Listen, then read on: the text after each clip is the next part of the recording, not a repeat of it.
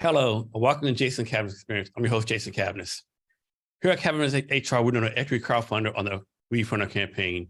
To learn more, go to https:/wefunder.com/cabinetshr. Our guest today is Pablo Casilimas. Pablo, you ready to be great today? I'm excited. Let's do it. So Pablo, how good of a salsa dancer are you?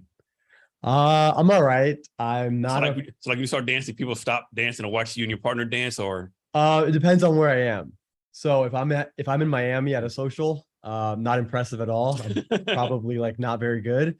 But one time I was on a carnival, or I was on a Royal Caribbean cruise, and like there wasn't a lot of people that dance, and I was dancing and everybody was looking at me like I was a professional. So it just depends on where I am exactly. So how long have you been doing salsa dance? Since a kid, you picked up later on in life? Later on in life, I first got inspired when I went to my cousin's wedding in Cartagena, Colombia, back in 2017. And him and his bride put on a performance, and I was like so amazed and like entertained. And I was like, I have to learn how to do this. And then, yeah, so I made it a goal to when I got back to the U.S., back to Gainesville, Florida, where I was a student at University of Florida. I said I want to learn, and yeah. So is there like, what's the difference between salsa and tango dancing? It's like, it's the same kind of dance, or like different backgrounds or different pace or something? They're actually very different. And the two styles that I dance the most are salsa and bachata. But tango is actually completely different. I think tango originated in Argentina. I'm not 100% sure about that. That sounds right. Yeah. And tango is actually, yeah, it's actually, I've done tango a little bit. I've taken some classes. It's very like abstract. Like you can kind of go in any direction. Salsa is more like concrete, like you're dancing in a line, like back and forth. And then there's different moves you can do.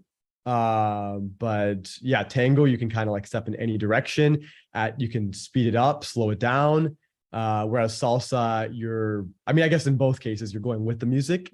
But yeah, tango, you have more options, I guess. So salsa, isn't salsa dance like you like switch partners like on a regular basis or something like that? Or I have that wrong?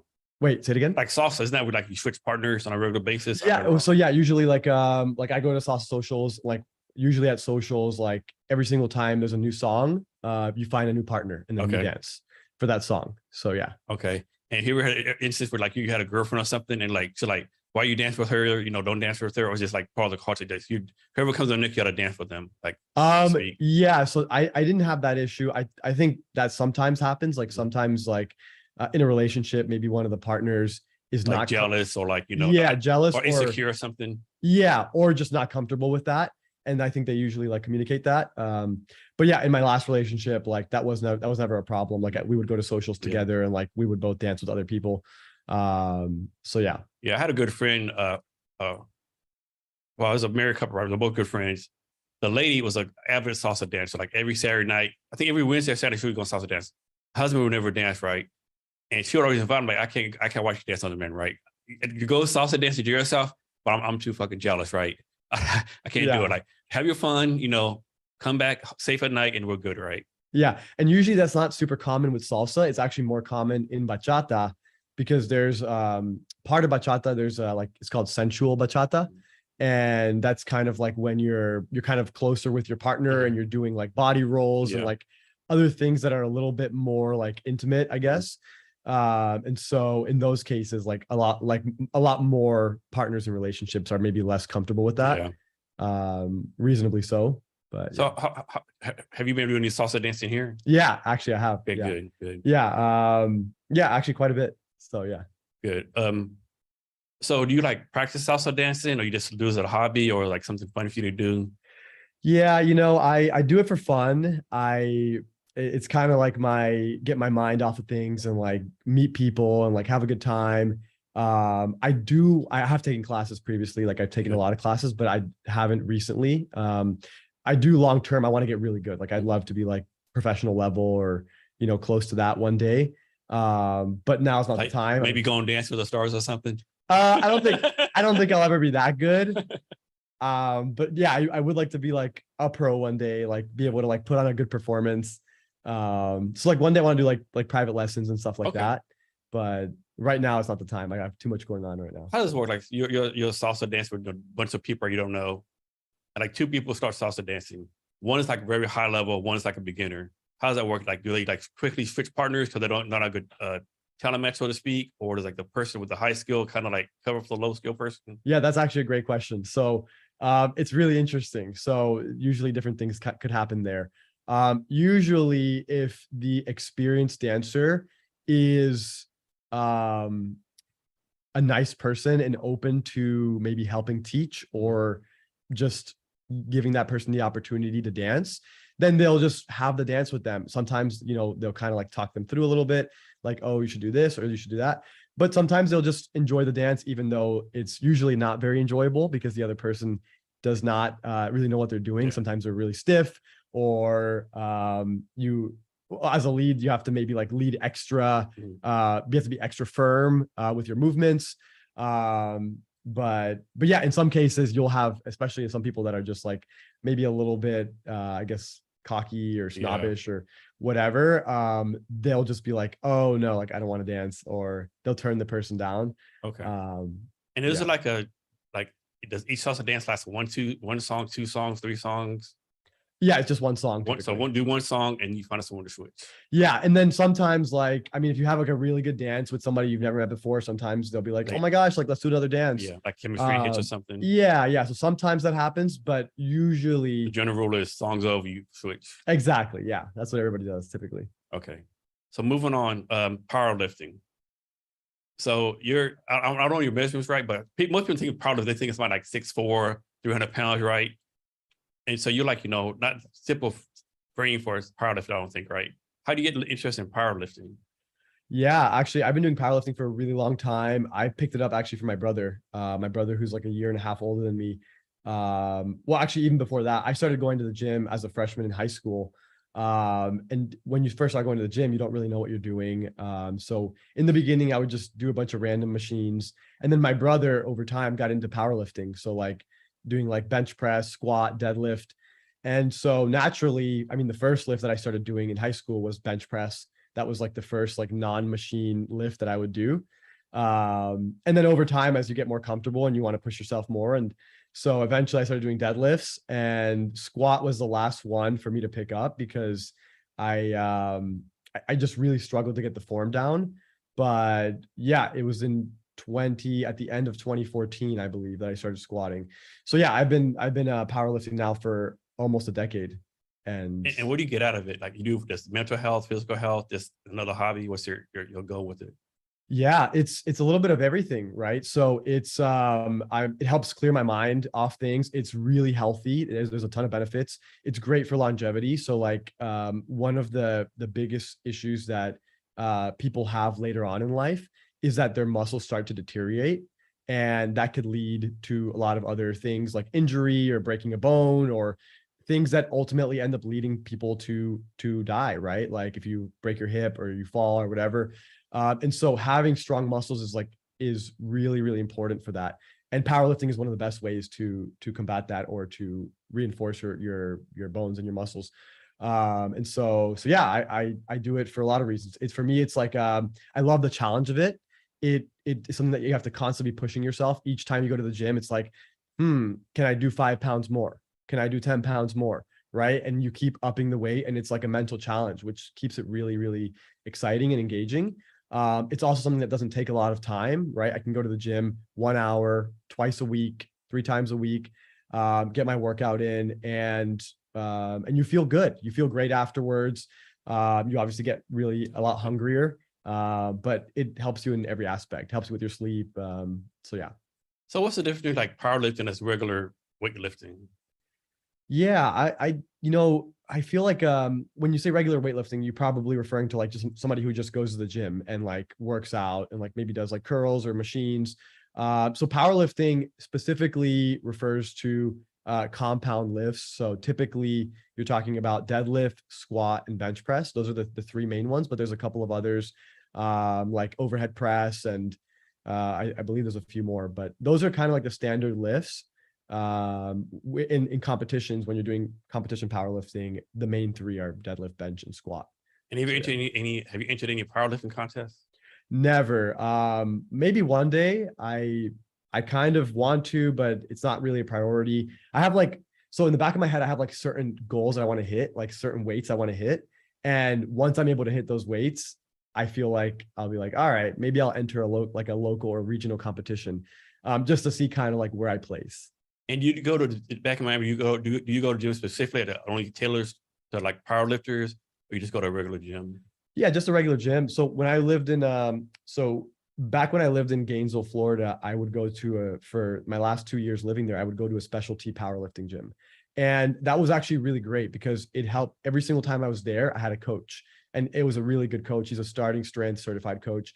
And he would correct my form. And I'd been powerlifting by that time. Already been powerlifting for 5 or 6 years. And so I thought that my lifts were like great, that like my form was great. And I realized that I actually had a lot of issues with my form, and like I got corrected. And so now I think my form on all my lifts is a lot better than it used to be because of that. But yeah, normally like when I'm here, I just go to like LA Fitness. When I'm back home, I go to like a gym called Crunch. So yeah. So I'm sure you don't know the answer to this, but based on the best guess, how many people that lift weights do powerlifting or do using the wrong form, you think? I think it has to be pretty high, right? Yeah, I think so. I mean, the other thing is that the majority of people don't do powerlifting. The majority of people that do weightlifting don't do powerlifting. And so the ones that do, oftentimes they're people that are they've been doing it for a while and like they have the form down. But there are a lot that. Or like you in the gym, you see somebody doing like a curl, and they were like swinging the arms up like that and stuff, Yeah. Or like one of the most common ones that I see mistakes is like on squat. You'll see somebody like there's no range of motion. Like they'll just squat like 2 inches or like 4 inches, and then they go back up. And usually people that are newer to powerlifting and they just want to like put on a lot of weight. Yeah. They're like, oh yeah, like I'm doing like 250 or like 300. And they didn't bend the knees or anything, like bent. Yeah, you want to go to parallel, which is when the upper part of your leg is parallel with the floor. And so I'm sure some of them are probably scared they're going to get the weight back up, or they're going to scare to injure themselves, by doing the correct form, maybe. Yeah, definitely. I mean, the form is super important. And so it's always better to get the form down first and then start to up the weight for sure. So next, is Brazilian Jiu-Jitsu and Jiu-Jitsu the same thing, or there's two different things? Yeah, it's basically the same thing. Brazilian Jiu-Jitsu is just the standard name for it. I don't think I've heard of like a non-Brazilian Jiu-Jitsu gym. I'm sure there are, but that's usually what they call them, what they call the sport, Brazilian Jiu-Jitsu. And how long have you been doing that? I actually started in high school. I started like my sophomore or junior year of high school. And in the beginning, it was like really uncomfortable. Like I was just doing it because my brother was doing it and we were both doing it. After actually my second or third class, I was obviously like a white belt, didn't know what I was doing, and like a brown belt that I was going against, which brown belt is like the one right before black. And this guy like tried some new move on me. Like I heard him say this to one of his buddies after. He was like, "Oh, I was able to land this move that I saw on YouTube last week." And he like completely like misaligned like my entire back. Oh, wow. And so for like 2 months, I remember the next day, I went to school the next day, and like one of my legs was like higher than the other. Like one of my shoulders was higher than the other. And like, it was horrible. I had to go to a chiropractor, and like, so yeah, it was a rough start, but yeah, I went to a couple of different gyms and then found one that I ended up sticking with and got really into it. And you try any other like martial arts? As a kid, I did Taekwondo growing up. From the time I was in 3rd grade till about 5th or 6th grade, I did Taekwondo. But that was, my parents forced me to do that. So you do salsa dancing. How often do you do salsa dancing? Just whenever you can, or? Yeah, I would say like once or twice a week. Okay. And then how often do you do the powerlifting? About twice a week, I would say. And then the Brazilian Jiu-Jitsu twice a week. Yeah. So yeah. You have a pretty hectic social schedule. Yeah, it's a lot of stuff going on top of like all like the startup events that I go to, events that I put on.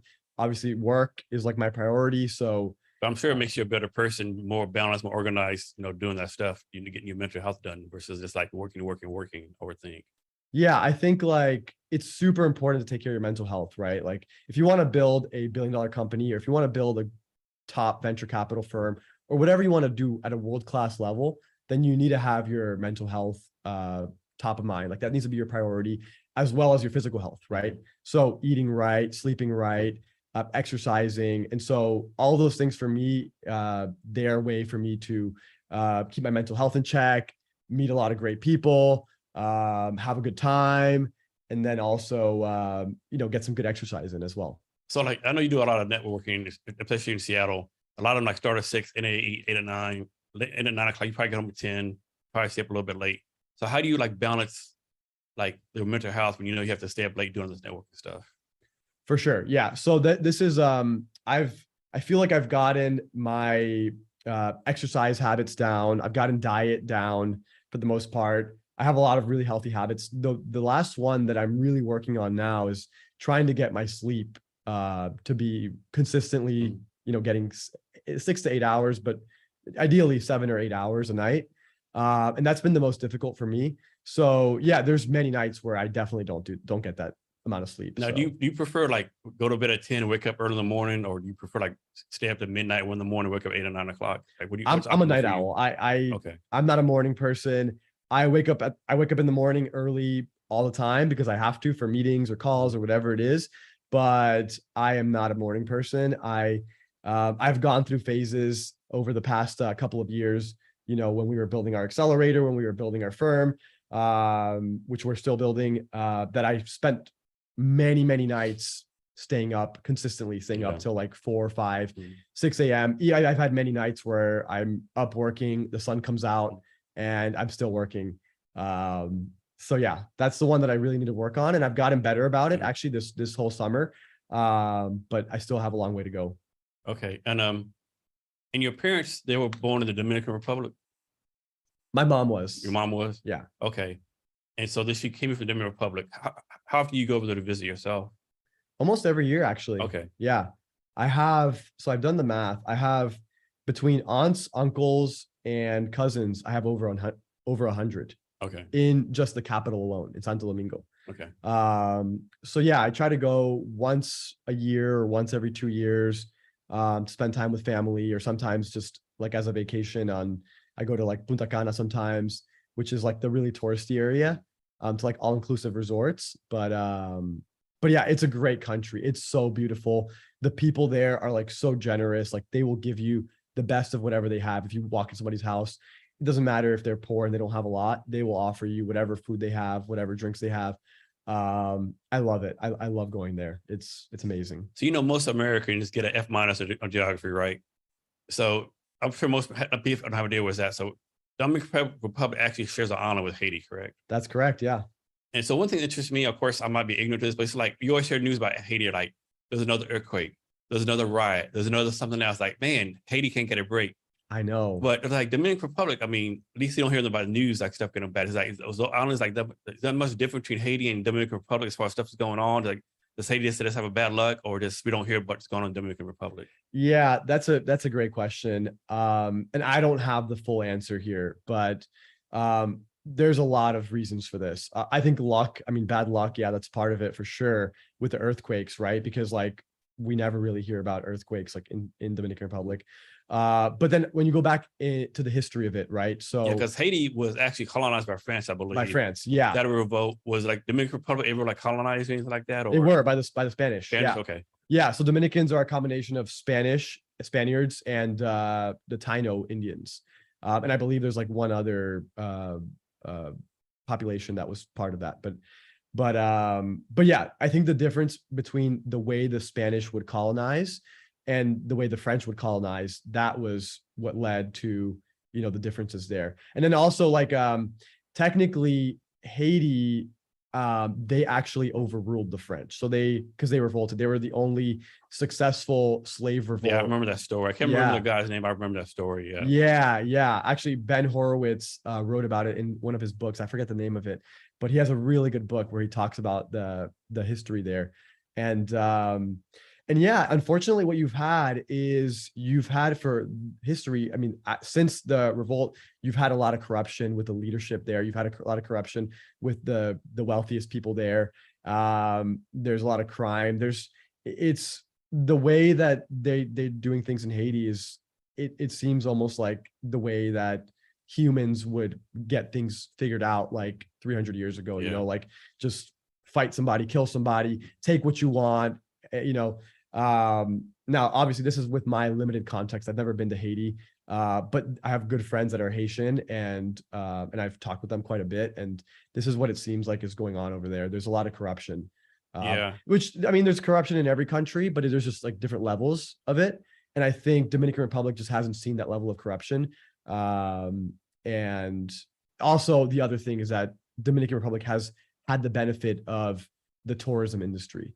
When you think of like destinations that you want to go visit, there's a lot of people that would say, I really want to go to Dominican Republic. Yeah, I know quite a few people there for the honeymoons and stuff. Yeah, exactly. Or get married over there, or have a cruise stop over there. But how many people talk about, I want to go to Haiti? Yeah, I mean, on vacation, right? I mean, Haiti is a beautiful country, but I've heard like you go to Haiti, you gotta, you know, give like, you know, the corruption fee, right?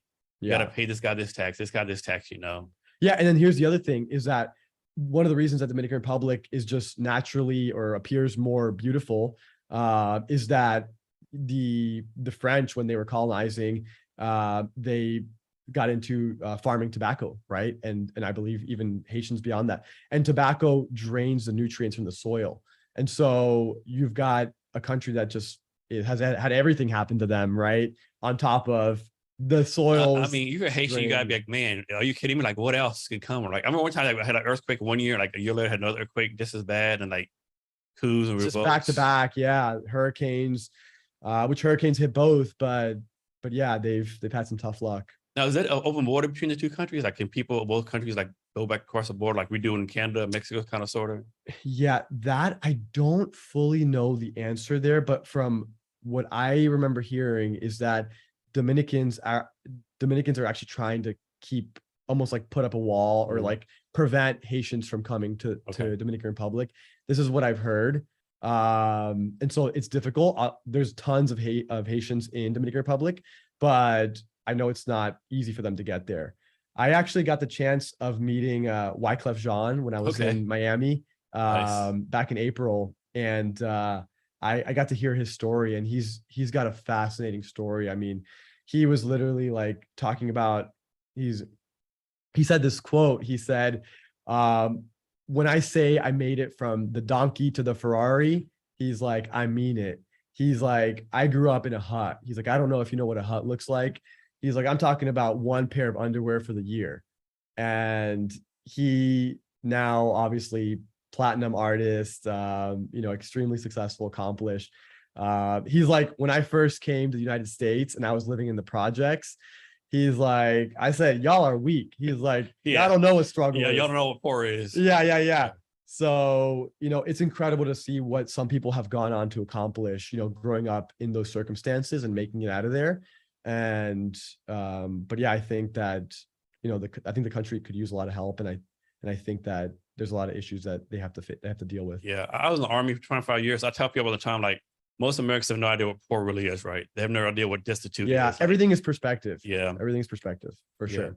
So how close is the Dominican Republic to the United States? Is it like a 2-hour flight, 3-hour flight? Yeah, from Miami, it's about, I think, 2.5 or 3. Okay, so really, really close then. Yeah, relatively, yeah.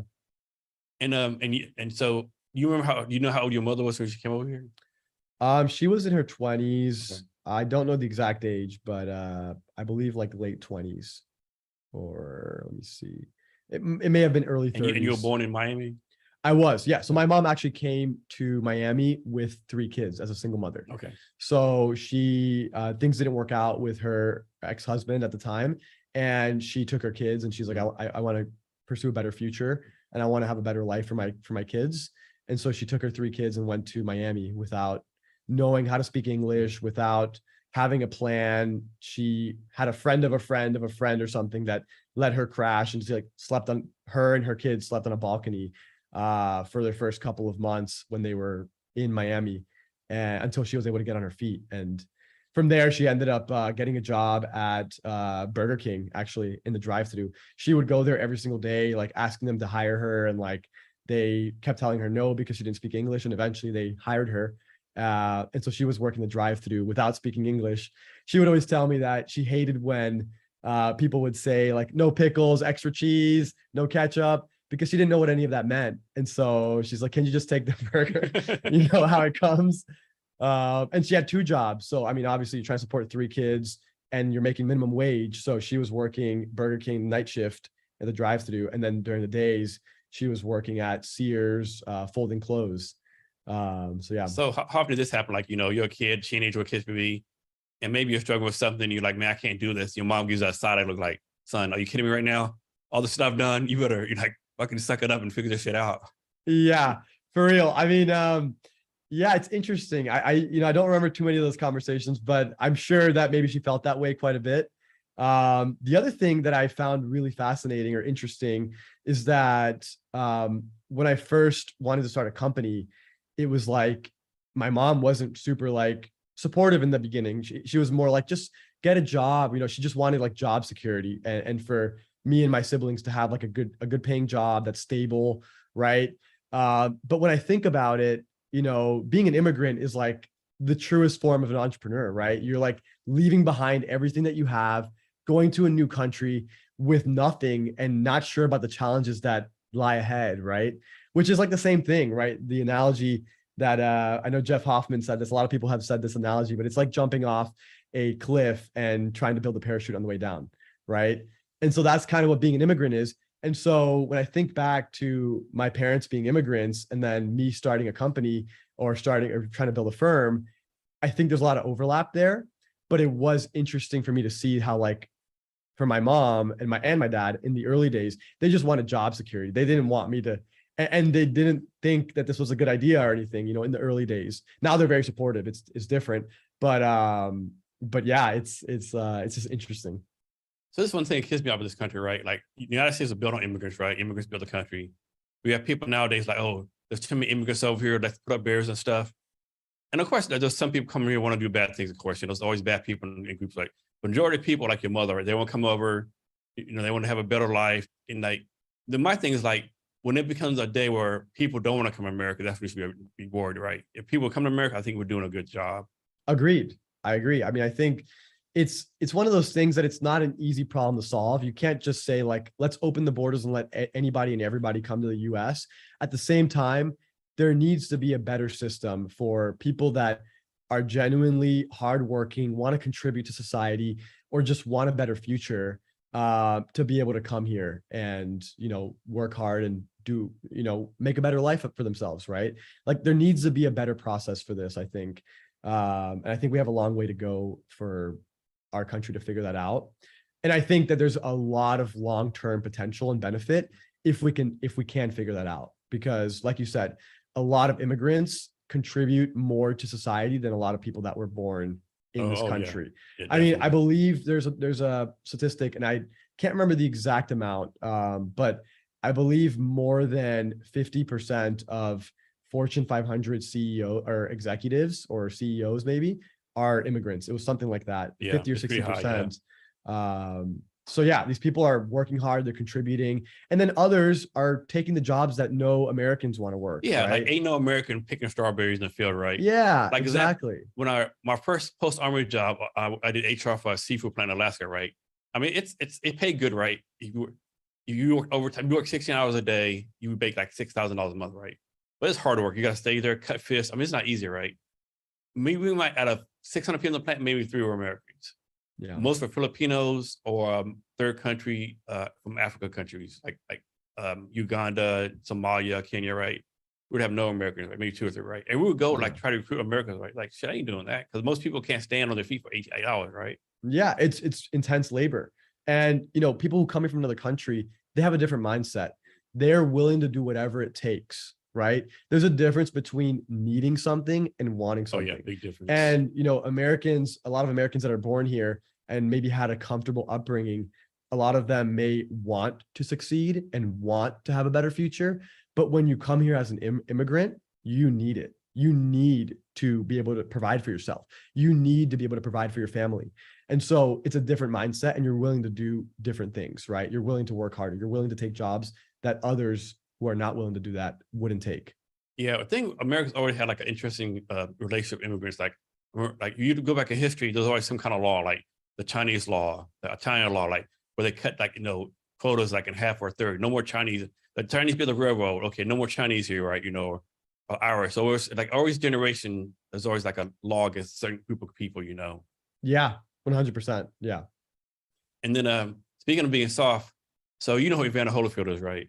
Yeah. You ever heard this quote from him? He had a quote one day where he said, "It's hard to be hungry when you're sleeping in silk sheets." Yes. I love that quote. I mean, I haven't heard it before, but I love that quote. Yeah. So next, talk about your content marketing agency. I think it's called Rootex. Yeah, that was my first company.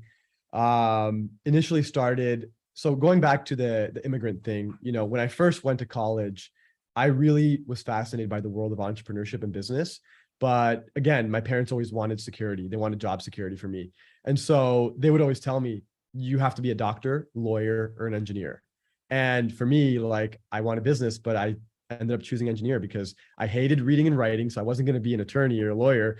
I couldn't stand being in a hospital and seeing blood, and I didn't want to be a doctor.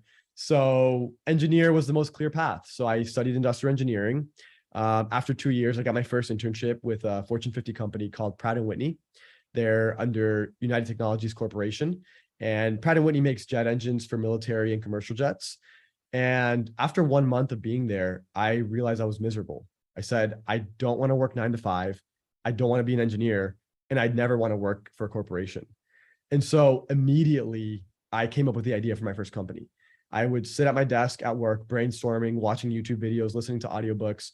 And I wanted to do something that I knew would have long-term value, even if I failed, because I knew there would be a high likelihood of failure when you're starting your first company, not knowing anything. So I picked content marketing, video marketing, because I realized, one, I would always enjoy doing video projects when I was in high school. And so the other reason was because I knew it was a valuable skill set, right? Every company needs marketing. Every organization needs marketing in some capacity, right? Content is a valuable tool for different purposes, marketing, but it could also be used for education. It could be used for all kinds of things. And so that was my first company. Initially, the first idea was kind of silly, but there was a thing back at the University of Florida, and other college towns have this too. Some of them have different names for it, but it's called a sign night.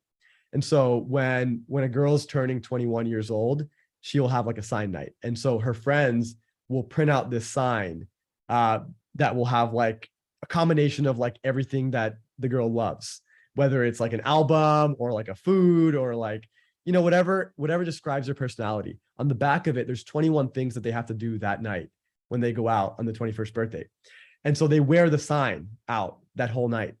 And so I'd been to a couple of those sign nights, and I said, you know what? These are such like fun experiences and like great memories. Why don't we record these, right? Especially because most people are not going to remember most of their 21st birthday party, So that was the initial idea for my first company. It's like, let's go record sign nights. Let's record, parties and events and memories. And so it was called Raw Moment Studios. And then quickly realized students don't have a lot of money. They're not willing to pay a lot of money. And so we pivoted and started doing content for nonprofits, other organizations and companies based in Gainesville. And so, yeah. So what lesson did you learn from that helped you build your VC firm?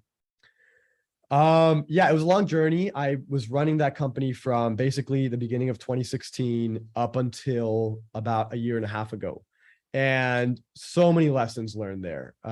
Everything from sales to negotiation to having contracts and the importance of contracts, to networking, organizing events. I learned so much that was critical later on when I had to build a venture firm or started to build a venture firm. And are you still pretty involved in the Miami and University of Florida startup scenes? Yeah, pretty. Can you talk about those two scenes there? Yeah, totally. I'll first talk about Gainesville because this is a core part of why we're even doing what we're doing. So when I was a student at the University of Florida, I kept hearing the same thing over and over again. The smartest people in town would always say, there's no capital here. If you want to build a startup, you have to leave. You have to go to San Francisco. You have to go to New York. You have to go somewhere else. There's no VCs here. There's no angels here. There's no capital. And so in 2017, to help solve that problem, a couple of friends and I got together and we started hosting meetups and events. quickly gained traction with these events for founders. And 3 years later, we were putting on the largest startup events in Gainesville, Florida. Throughout that time period, I really got to know the ecosystem and realized there was actually, they were right, there was no capital there, but there was two things missing. It's not just the capital. The other thing that was missing was education around how to start a startup, how to build an MVP, how to talk to users, how to get your first 10 customers, how to create a pitch deck, how to pitch, how to raise capital, right? None of these things were being taught, or if they were, there wasn't any formal or good programming to teach these things. And so that's what we realized. And that's kind of what led us down this road of doing what we're doing now. But with that being said, there is so much talent there. The University of Florida is a top 5 public university in the country. There's over 50,000 students there. There's over 10,000 engineering students there. It's one of the top public engineering schools in the country. And there have been consistent successes that have come out of there, right? So if you look back and if you look back on companies that have come out of the University of Florida or that have been started by University of Florida alumni, so there's actually plenty that have reached, 500 million plus valuation. The biggest one being NVIDIA. One of the co-founders of NVIDIA is a UF alumni, Chris Malachowski. And he actually just recently donated $50 million to the University of Florida. And now they have a brand new building in the heart of campus for machine learning, data science, artificial intelligence. And they have the most advanced supercomputer for AI of any university in the country. And this is opening up this fall, right? So NVIDIA is one, but there's a lot of others. Archer, which is a drone company, ProctorU, which was acquired by Measure Learning for a big sum of money. And there's many others. Papa, one of the co-founders of Papa, which reached unicorn status. Stacks, which is a fintech startup that became a unicorn about 2 years ago. And there's many, many others. So the data is there, right? The history is there. The talent is there. And the thing that's missing is the capital and the education. And so that's why we started doing what we were doing those events back in 2017. And that's what led us down this road. And this is why we still have a presence there to this day. I know that was a long answer, but now going to the other side that you asked about, Miami. So Miami's tech ecosystem, I would really say that it's one of those things that there was no tech ecosystem like past 10 years ago. Like the 10 years ago is kind of when things started to develop. And one of the biggest organizations there, or I guess one of the biggest pioneers of Miami's tech startup ecosystem, his name is Manny Medina, and they call him the godfather of Miami tech. And so Manny Medina actually, here speaking about immigrants, he came to Miami on a raft from Cuba back in the 60s, ended up getting into commercial real estate development, built and developed some of the largest and nicest high rises in Miami and Brickell, including the Four Seasons, and then pivoted, got into tech, started a company called Terramark. They sold in 2011 for $2.3 billion to Verizon. And this is like fascinating because at the time of that exit, they could have purchased, for that sum of money, $2.3 billion, they could have purchased all 3 major league sports teams that were in Miami: the Miami Heat, the Miami Dolphins, and the Miami Marlins, for that sum of money. So anyways, what they chose to do is they started this organization called Emerge Americas, which has gone on to be the largest accelerator of Miami's tech flywheel, I would say. Emerge Americas started by doing events, right? They would do an annual tech innovation summit in Miami, and it grew to be massive. It's the largest tech innovation and venture event in Florida that happens every year. It usually happens during Miami Tech Week in April. And that event has brought in people like Steve Wozniak. It's brought in people like this past year, Eric Schmidt, Tom Brady. One of the co-founders of Emerge Americas is actually Pitbull, the Latin artist. So was it Mr. Worldwide, right? Mr. Worldwide, yeah, or Mr. 305. Mr. 305. Yeah. So when Manny was first, him and his daughter were starting Emerge together. When they were first, him and Melissa, when they were talking about starting Emerge, they said, who is a household name? Who is somebody that can help us reach the masses? and get everybody interested in tech and innovation and venture. And they came up with Pitbull, and he has a great story. He's a Cuban immigrant, born to immigrant parents and raised in Miami, grew up in a really rough neighborhood, and made something of himself. Yeah, I love not this. by luck, but by working really hard. And ever seen the thing, there's no failure, there's only learning. That whole speech he gives, that would like viral everywhere. Yeah, absolutely. I mean, he has said this. I've heard him speak so many times, and one of the things that I love that he says that the music industry is 1% talent, 99% hustle. Yeah.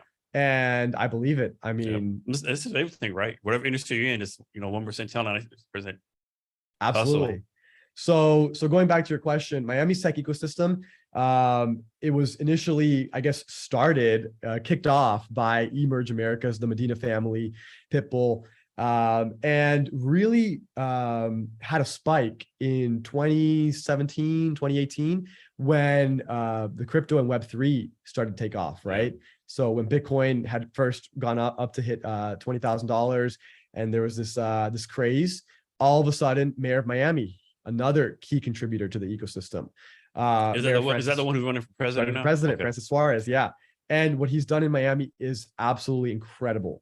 And so I have seen this guy. I've met him on many occasions, had conversations with him, because he shows up to all the tech events.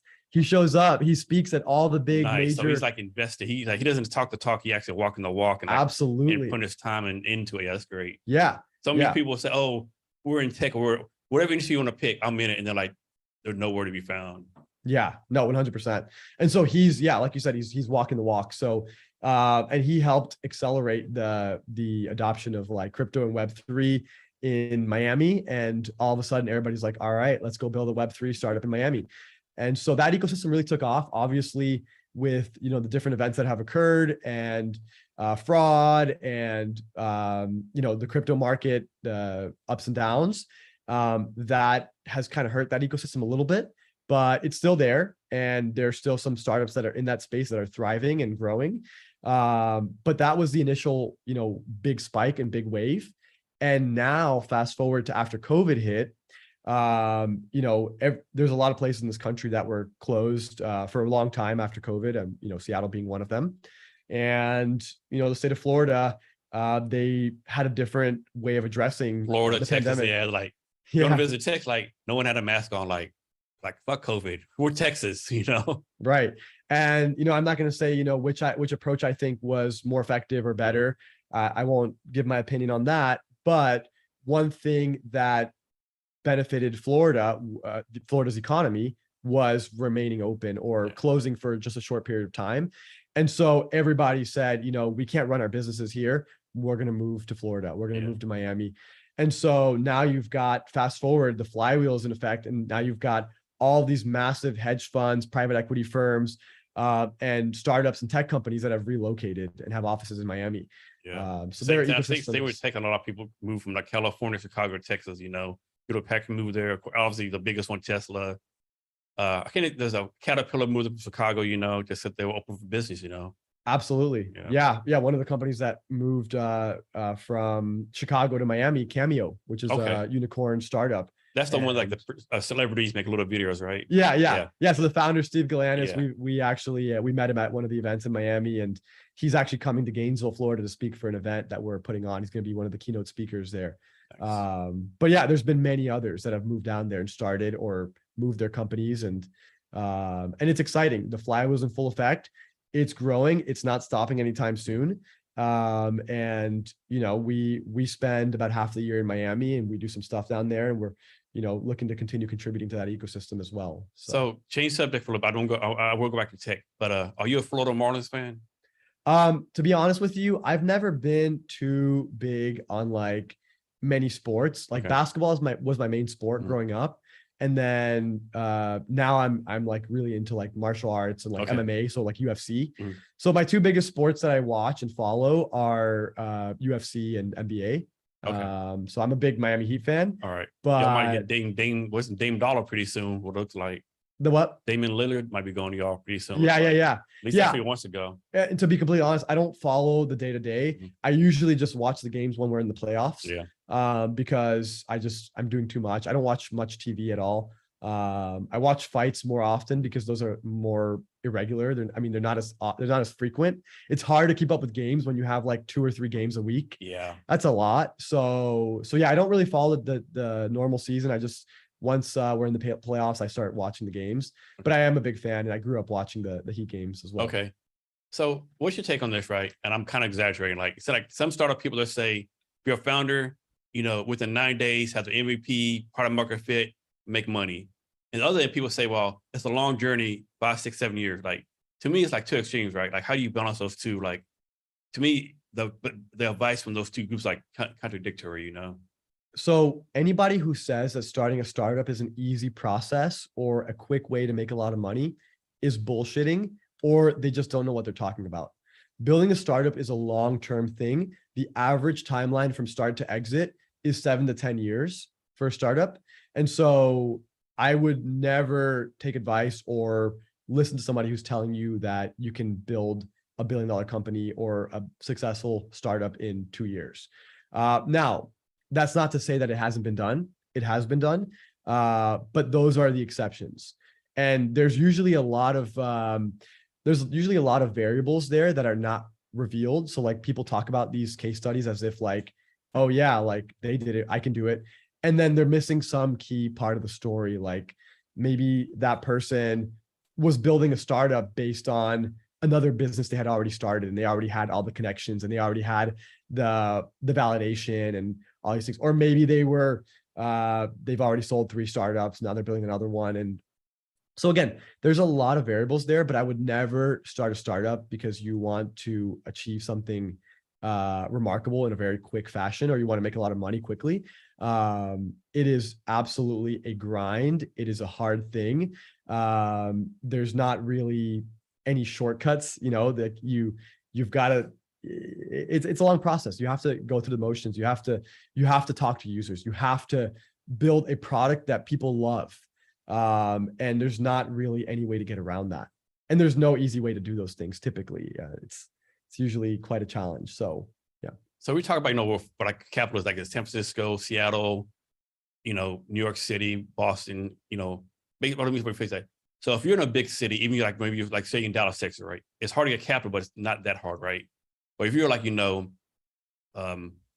rural county, Alabama with 300 people in it, and you have a great idea and you have some traction, like how do you get money, right? How do you get funding, right? How do you, is that even a problem we can fix or need to fix, Yeah, that's a good question. I think today's world is a little bit different than it was 5 years ago, because after COVID, there are so many resources that surfaced at a virtual capacity.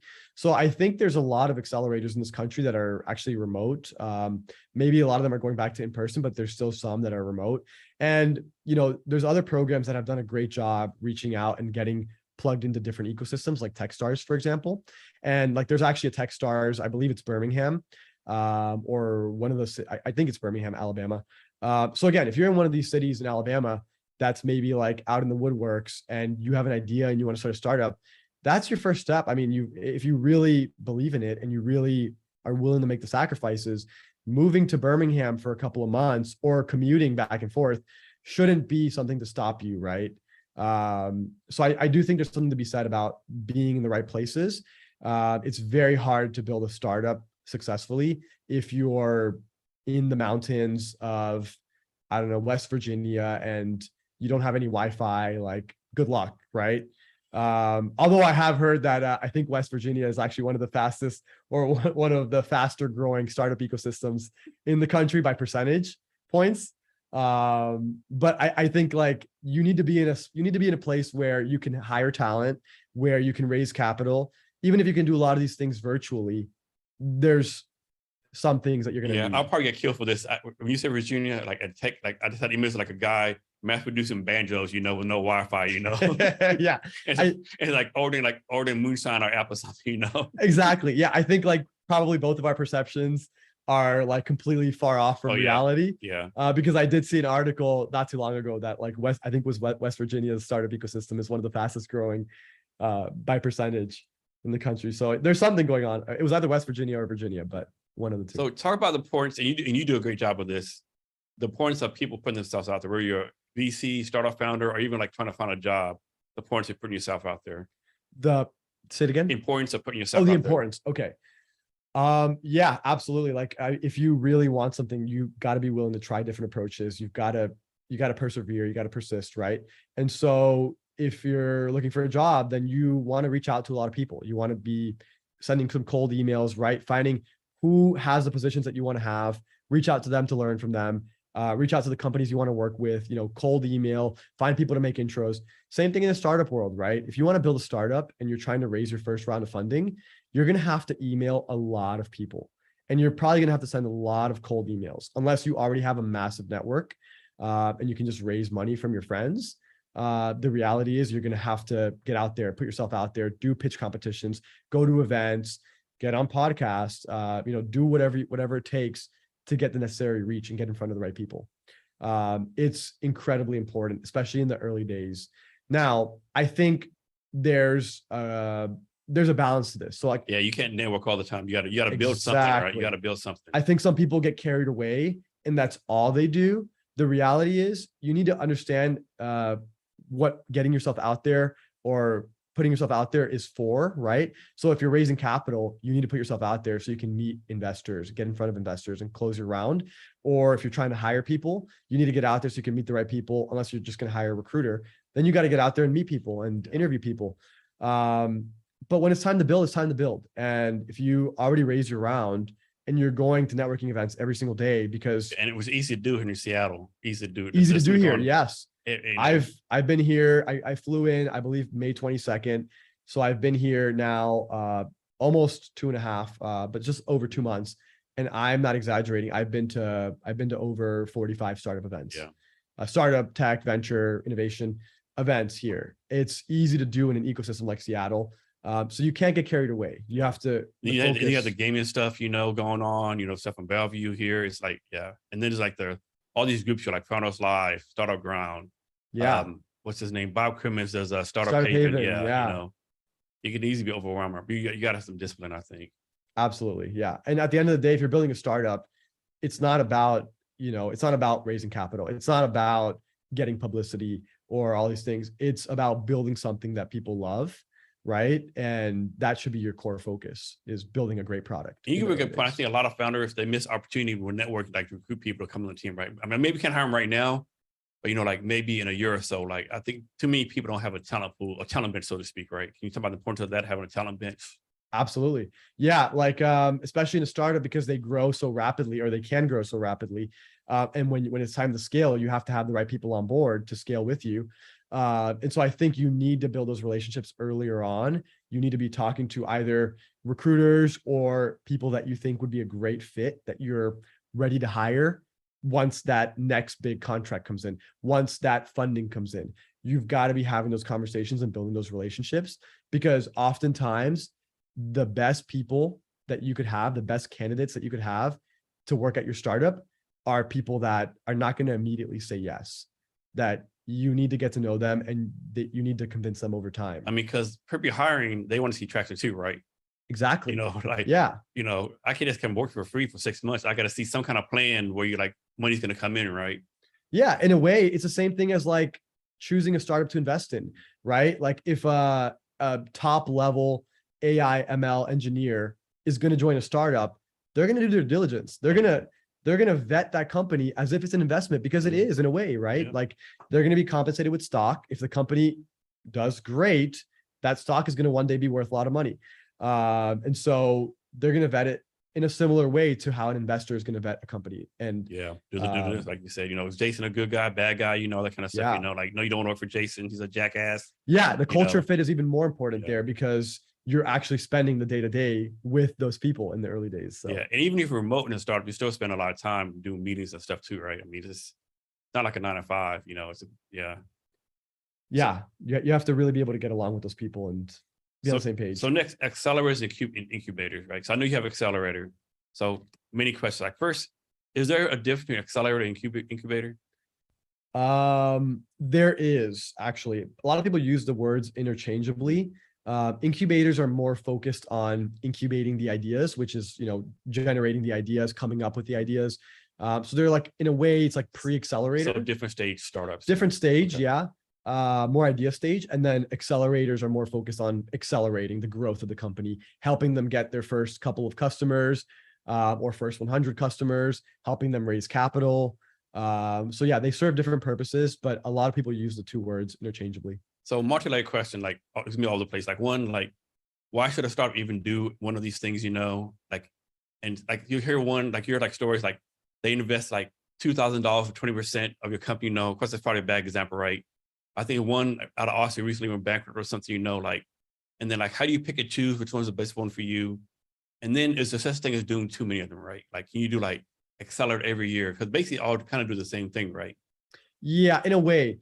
And so the way I would look at it is I would vet an accelerator the same way that you would vet an advisor for your company, the same way that you would vet an employee for your company. Because at the end of the day, if you're going to be giving somebody equity, they have to be able to bring value. Even if it's a free accelerator, you're going to dedicate a lot of your time to being part of the sessions, whether it's one-on-ones or speaker sessions. And so you really have to do some diligence into what network do they have? Is that network going to be valuable for me? What can this do for our company, right? Can it help us hire the right talent? Can it help us close some contracts? Can it help us raise capital, right? If it can't help you with any of those things, then you should question why you're going to dedicate your time or give up equity Most to of be them, part of that. most of them like anywhere from 3 months to a year, right? The majority I would say are more on like the 3-month mark. Okay. I think that's like standard, but there's a lot that are a year plus even. But yeah, you got to do your diligence and you got to do your work. When we were starting our accelerator back when the pandemic hit, what happened was we were doing all these in-person startup events and we had to cancel them immediately overnight because of pandemic. Everything shut down, no in-person events. So we said, how can we continue to support early stage founders?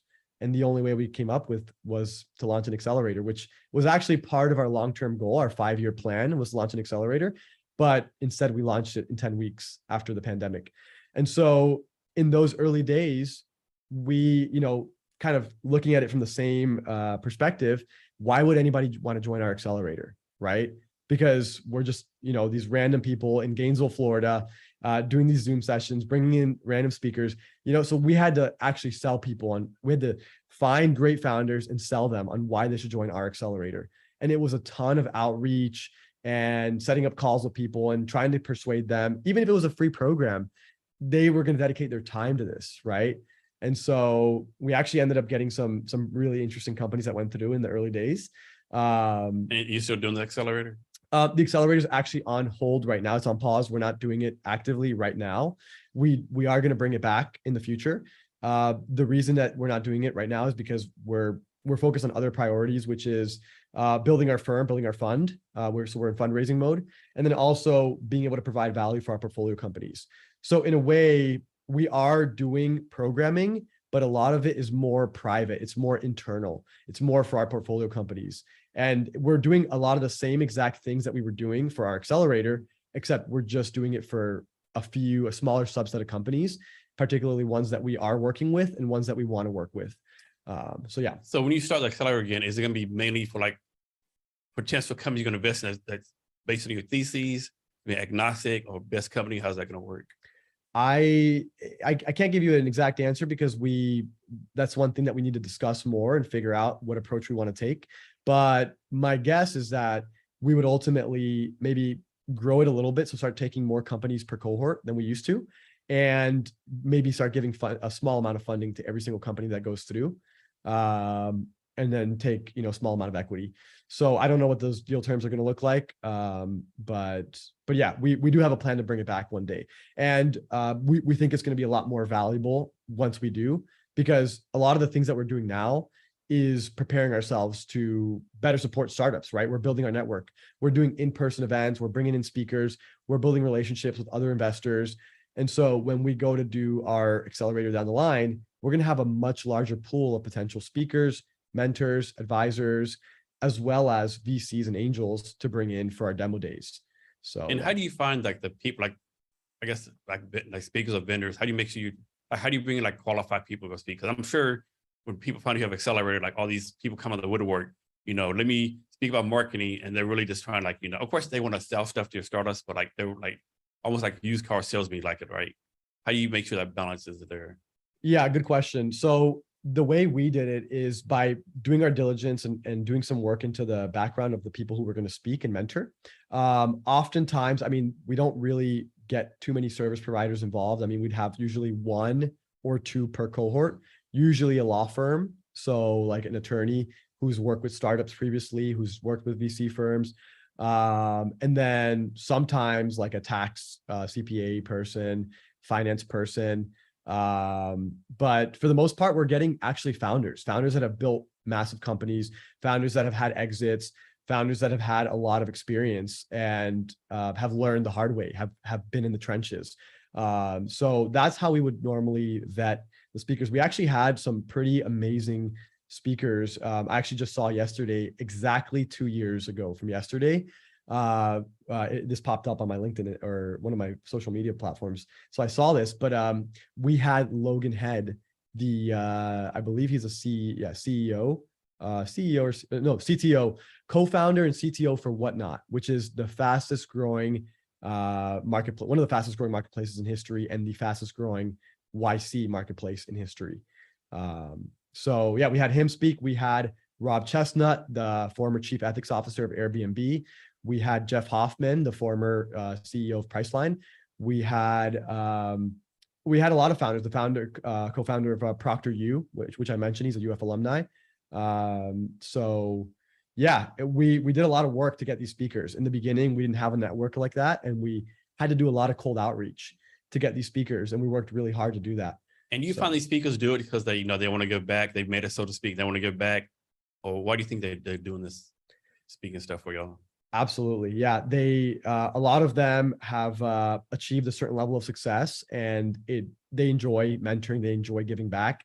Some of them are doing it in some ways selfishly because they're looking for deal flow and they, want to get exposed to different companies and maybe invest in some, but the majority were just willing to do it as a favor because they wanted to support us or because they wanted to help other founders. So, yeah. So you might not know this answer, but why is valuations different in different cities? Like you might get a $5 million valuation in Seattle, it might be 12 million in San Francisco, it might be 9 million somewhere else. Like the companies are the same, just like, is like, because the economics are different, the location or money, is there available money there? Like, what is it? Yes, the economics are different for different locations.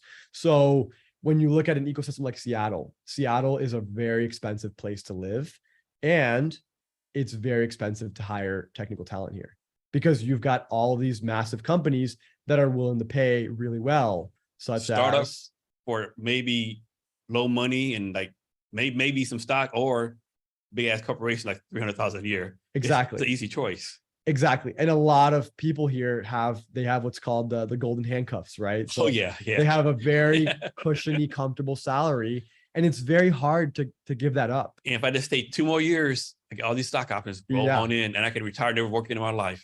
Yeah, exactly. Or maybe not that much, but like still like be very comfortable. So like a lot of these people are not willing to leave unless you make them an insane offer, which as a startup, it would be stupid to pay somebody, more than what these other companies are paying them because you don't have the amount of resources.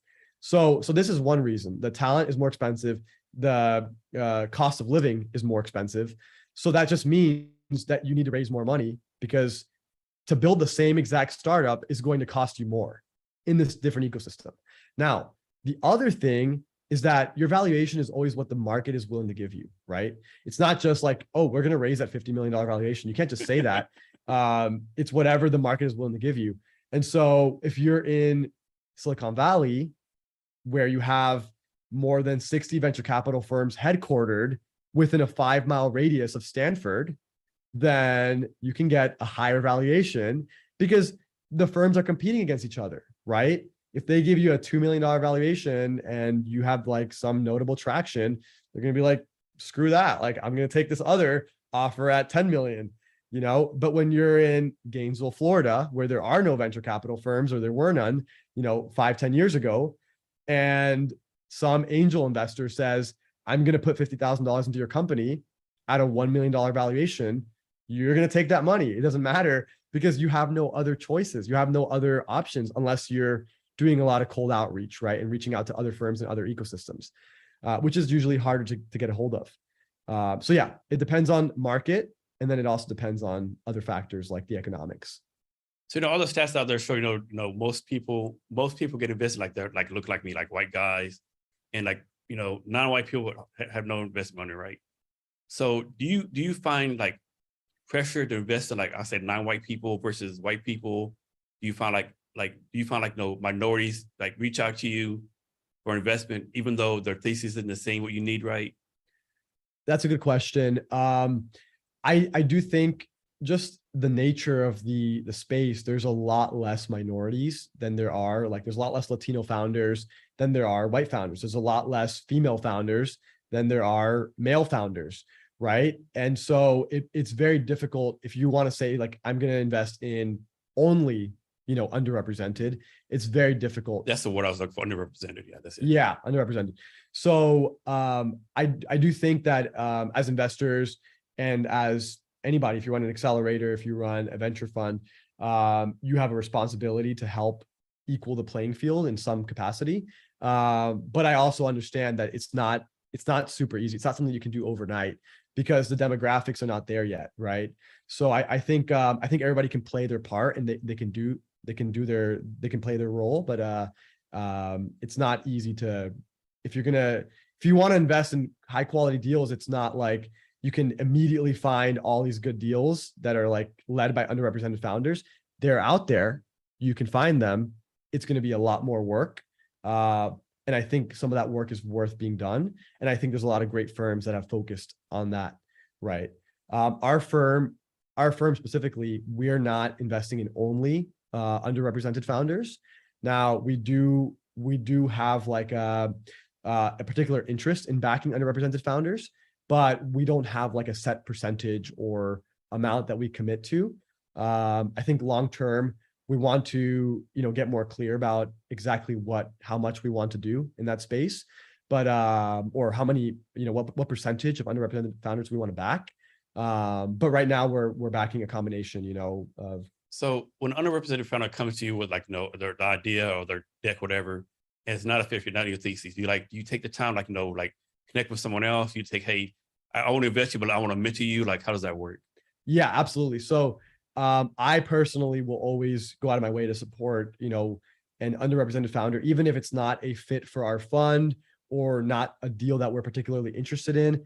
I will always try to be supportive and help. And one thing that's been helpful is being part of Miami's tech ecosystem too, because there's so much diversity there and there are so many Latino founders there. And there's actually a lot of female founders there too. And so it's been a good ecosystem to be able to meet a lot of underrepresented founders and help them in some capacity or be involved in some capacity. So yeah, I always try to be helpful however I can. So how do this work? So this has always been like one of my pet peeves, right? People say, go to friends and family, right? Most people don't have friends and family like that, right? Like I don't have like some random uncle I asked for $300,000, right? So like you tell underrepresented people or founders, like, go do a family and friends run. Like they're probably like, I am the family and friends, right? So how do you overcome that? Just a part of the game they got to play, so to speak. Yeah, that's a great point. Yeah, when it's almost like offensive if you're going to tell like an immigrant or a underrepresented founder who doesn't have a huge network to go raise a friends and family round, because they don't have that, right? They're not somebody who has like a rich uncle that they can just call up whenever and be like, hey, can you put $250,000 into my startup or whatever? Like, we don't all have a rich uncle. So I think that's something that you have to, as an underrepresented founder who's trying to break in and trying to raise that first round, you're going to have to work harder than the other people. You're going to have to, there's no shortcut there. So instead of doing 100 emails, you have to do 200 emails. Yeah. Or 500 emails. Right. And so, but that doesn't mean that it's not worth it. That doesn't mean that you should give up. It just means that you're going to have to do more work, and, it's a bigger payoff in the long term, because, when you come from less, I think, and you're able to accomplish, a certain level of success, then you can come back and actually mentor and give back and support others. Right. So I definitely think that, it's not easy, right? There's no easy answer there, but like, I think, you just have to put in the work. Yeah. I wish I could remember the name of this VC firm that did this. Well, I probably won't say his name, but anybody remember, but I remember he did put on social media, like, our VC firm wants to do more diverse, like investing, blah, blah, blah, all that kind of stuff. On the website, it said, we only do deals with people who already know. Like what? Like So that does not match at all. there's a lot of firms that only invest in founders that they get inbound through a warm intro. Yeah. And then some of them may even say that only founders that they already know, right? So When you're trying to like do diverse investing and all your investment with the white people, are like, how many diverse people do you really know? yeah, the way I look at it is I think underrepresented founders have an advantage. They have an advantage because they have a chip on their shoulder. They have something to prove. They don't come from wealth. They don't come from a background where they had a bunch of business mentors and startup gurus to teach them everything. They had to learn the hard way, right? And when you have to learn the hard way, you develop grit, you develop a really strong work ethic, you develop a long-term vision and doing things the right way instead of taking shortcuts, right? And so I think a lot of these underrepresented founders, because of their background in the past and what they've had to overcome, they're positioned to be able to achieve a very high level of success. So I think that ultimately, I don't think it's that serious, because I think those venture firms that are saying we are not going to back anybody outside of our network, they're missing out. Yeah. They're lost, right? There's going to be a lot of immigrant founders, Latino founders, female founders, Black founders that are going to go on and build really successful startups. And a lot of these venture funds that missed out because you had to get in through their network are going to miss out, right? And then they're going to realize that, they're missing out on a lot of opportunity.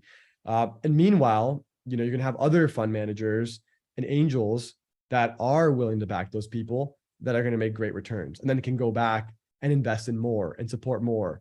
So I think progress is being made. I think it's slow, but I think over time things will start to level off a little bit more. So how do y'all do this? Like, suppose 3 companies come to you, like the startups, all the same level. They're doing the same thing. Everything pretty much the same, right? Traction, the level of founders, the same skill level. How do you go about deciding? You can only invest in one. Like, how do you go about deciding that?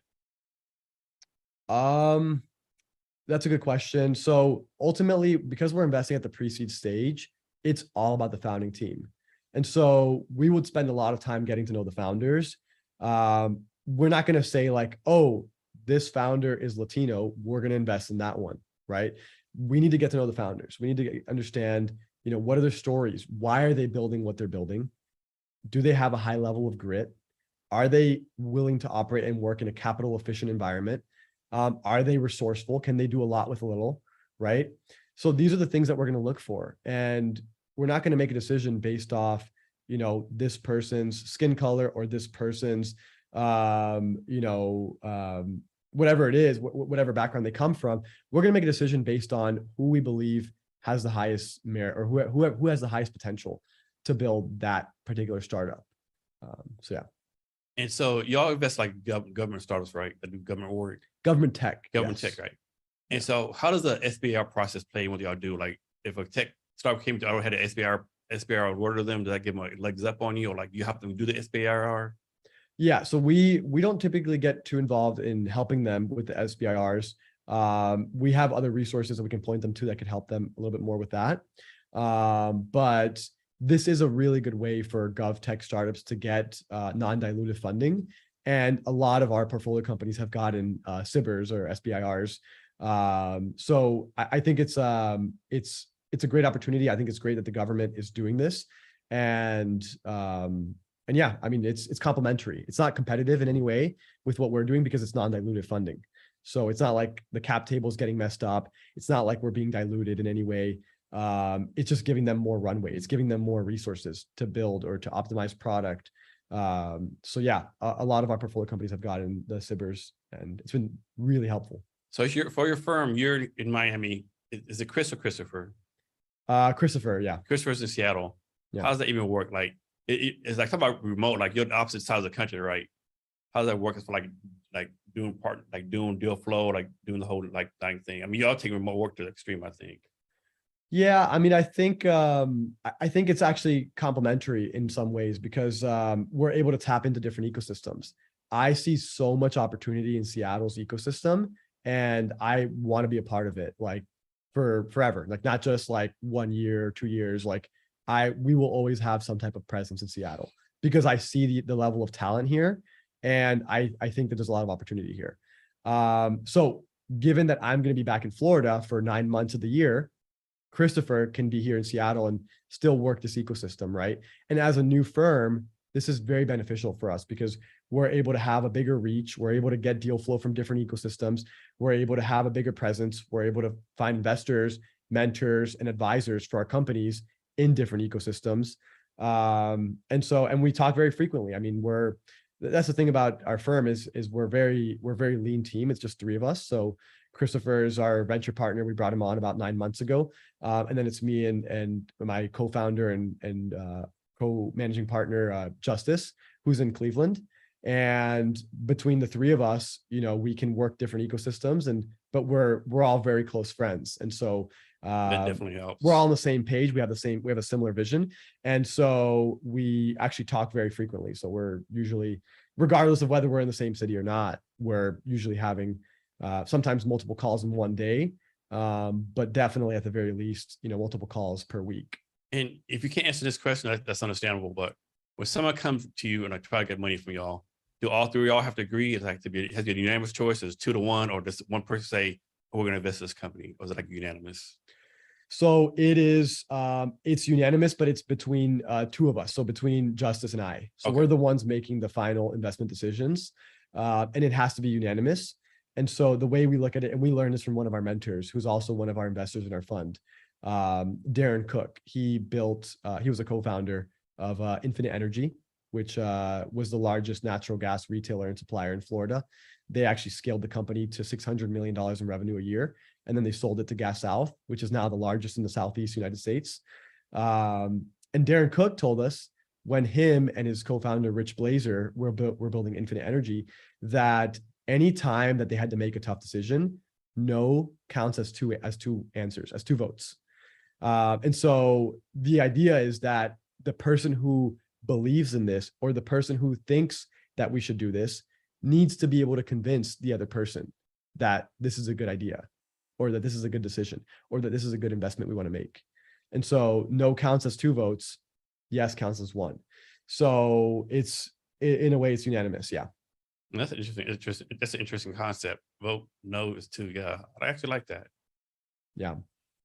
So, of course, raising money is hard for founders, right? And I've never raised money as a VC firm, but I have to imagine it's a million times harder for a VC firm to raise funds, right? Because like me, I can go to VC firms. I'm sure the pool of people with like billions of dollars or the money needed for your fund has to be way, way smaller. Can you talk about the challenges of raising a fund? Absolutely.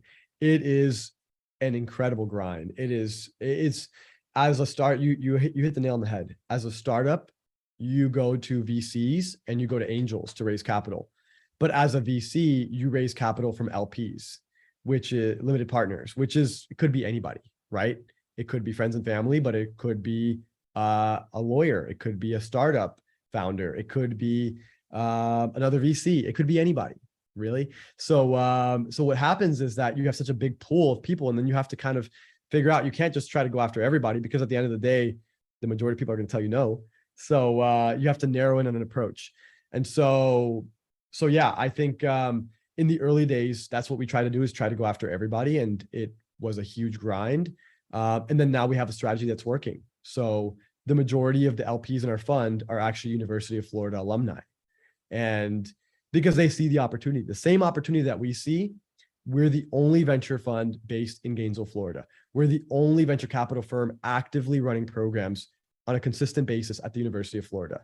And these people that we're talking to, who are also UF alumni that have gone on to accomplish remarkable things, they're like, yes, there's a lot more people like me. There's a lot more people that will go and graduate from UF and will go and build big startups and are going to achieve, very high valuations and big exits. So why don't we invest in them, right? Why don't we help support them and then, take part on some of the profits as well? So yeah, you really have to find a strategy that works. But I think that's the biggest fundamental difference, is that VCs have a much broader pool of who they're raising money from, which can be a plus, but it can also be a negative because you don't know who to go after. And these LPs, other people raise money, are they like invested in anything? Are they like have their own thesis, right? Like John Bob might only invest in AI, Mary Smith only invest in HR tech.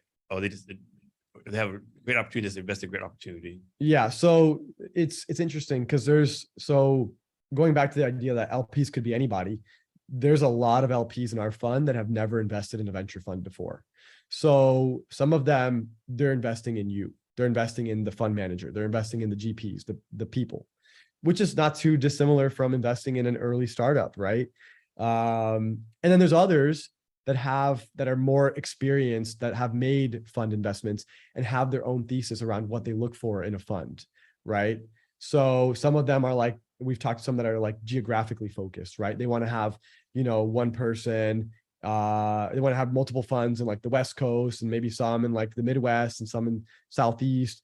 And others have like certain regions that they're particularly interested in. Others have like more of like a thesis around what types of companies they want those funds to be backing. So yeah, it just varies. And again, LPs are so broad that every single LP has something different that they're looking for. Now, when someone invests in you, do you have like a regular basis, give them an update? Like you have to like prove like what you're doing. Like you have to show, hey, I invested money in 10 companies. 8 didn't make it, two made it. Here's a return. Like you have to show like 10%, 20% return. How's that all work? Yeah, it's not so much straightforward like that because again, going back to the idea that building a startup is a long journey and the average exit takes 7 to 10 years. So we're sending updates on a quarterly basis. And in these updates, we're including things like new portfolio companies, so new investments that we've made, progress and traction with our previous portfolio companies and updates. And then we also include a little bit about our personal lives as well. Because we have a good relationship with all of our LPs, and a lot of them are, we would consider them personal friends, and so we want to give them a little bit of like a viewpoint on our lives and some of the things that we're doing. But yeah, so yeah, the updates go over. We're not telling them about like the multiples, like how much your money's worth, because that would be a nightmare to calculate every single quarter. And it's fluctuating so much. And so you can't really, it would be, most funds don't do that. But yeah, we're more giving them updates about the portfolio companies and what's going on. So how does this work? Like suppose you found a company you want to invest in, right?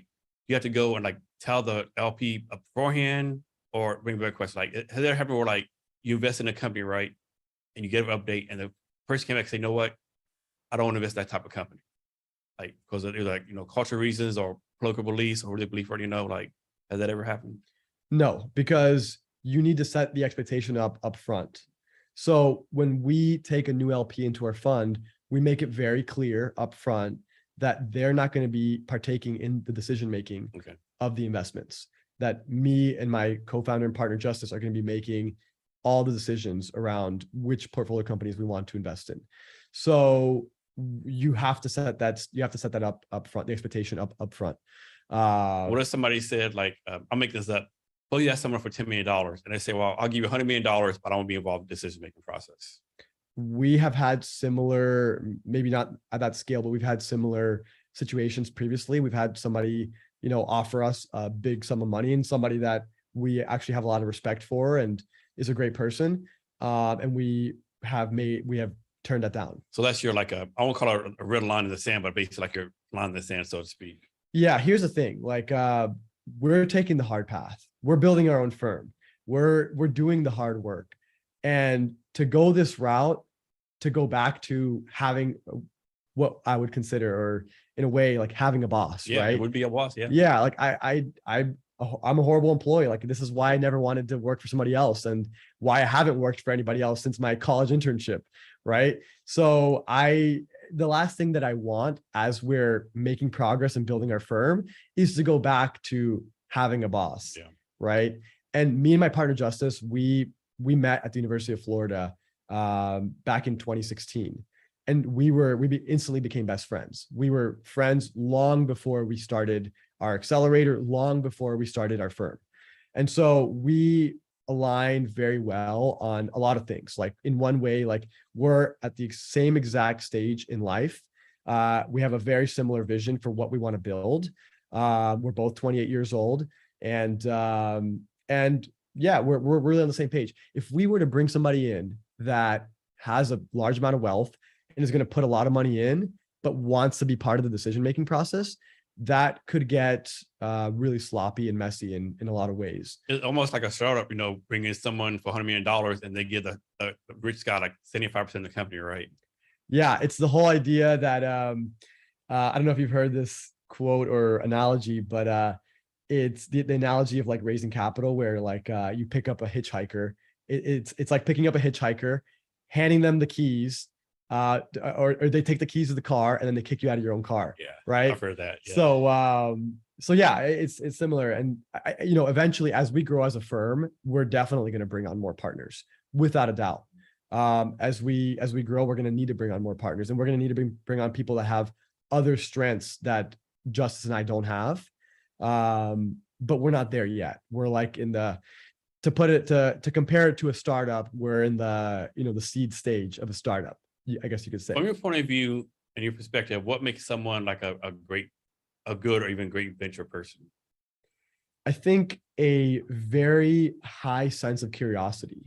I think as a venture capitalist, you're constantly being exposed to new industries, and you have to have the curiosity to want to dive deeper and to learn more, right? You have to have the people skills to be able to get out there, network, and connect with founders, right? And build those relationships with founders. I think you have to be able to work really, really hard. I think there's this whole perspective on venture capital that VCs are just these rich people that have made it and they want to sit back on the yacht and make investments, and they don't work very hard. And this is actually true for part of the industry. There's a lot of VCs that maybe live this lifestyle and don't work very hard. And then it's no surprise that half of all venture capital firms lose money or don't make any money. So if you want to be in the top quartile, the top 25% of funds, which are typically making, somewhere around 3 to 5x returns over a 10-year period, you have to work really, really hard. And you have to find ways to add value to your portfolio companies. You have to find ways to get deal flow that you wouldn't be able to get otherwise, that other firms are not seeing. You have to do things differently, and you have to work really hard to accomplish that. So when you became a VC, do you have to take any kind of accreditation test, any kind of tests, or you just said, I'm a VC? How does that work? Yeah, I wish it was that easy to just say like, I'm a VC, hey, invest in my fund. But the reality is that there are no accreditations that you have to go through or licenses that you need, but there's a lot of things that you need to learn. And we took that process very seriously. We read a ton of books. We listened to a ton of podcasts. We did a lot of programs. We did 3 different programs for emerging fund managers, including the VC Lab program by Founder Institute, which was actually recommended to us by Bob Crimmins from Startup Haven. And we did the Sutton Capital accelerator program for emerging fund managers. They're based in New York. And then we did the UC Berkeley program through the UC Berkeley Law School called Venture Capital University, which is the only program accredited under the National Venture Capital Association.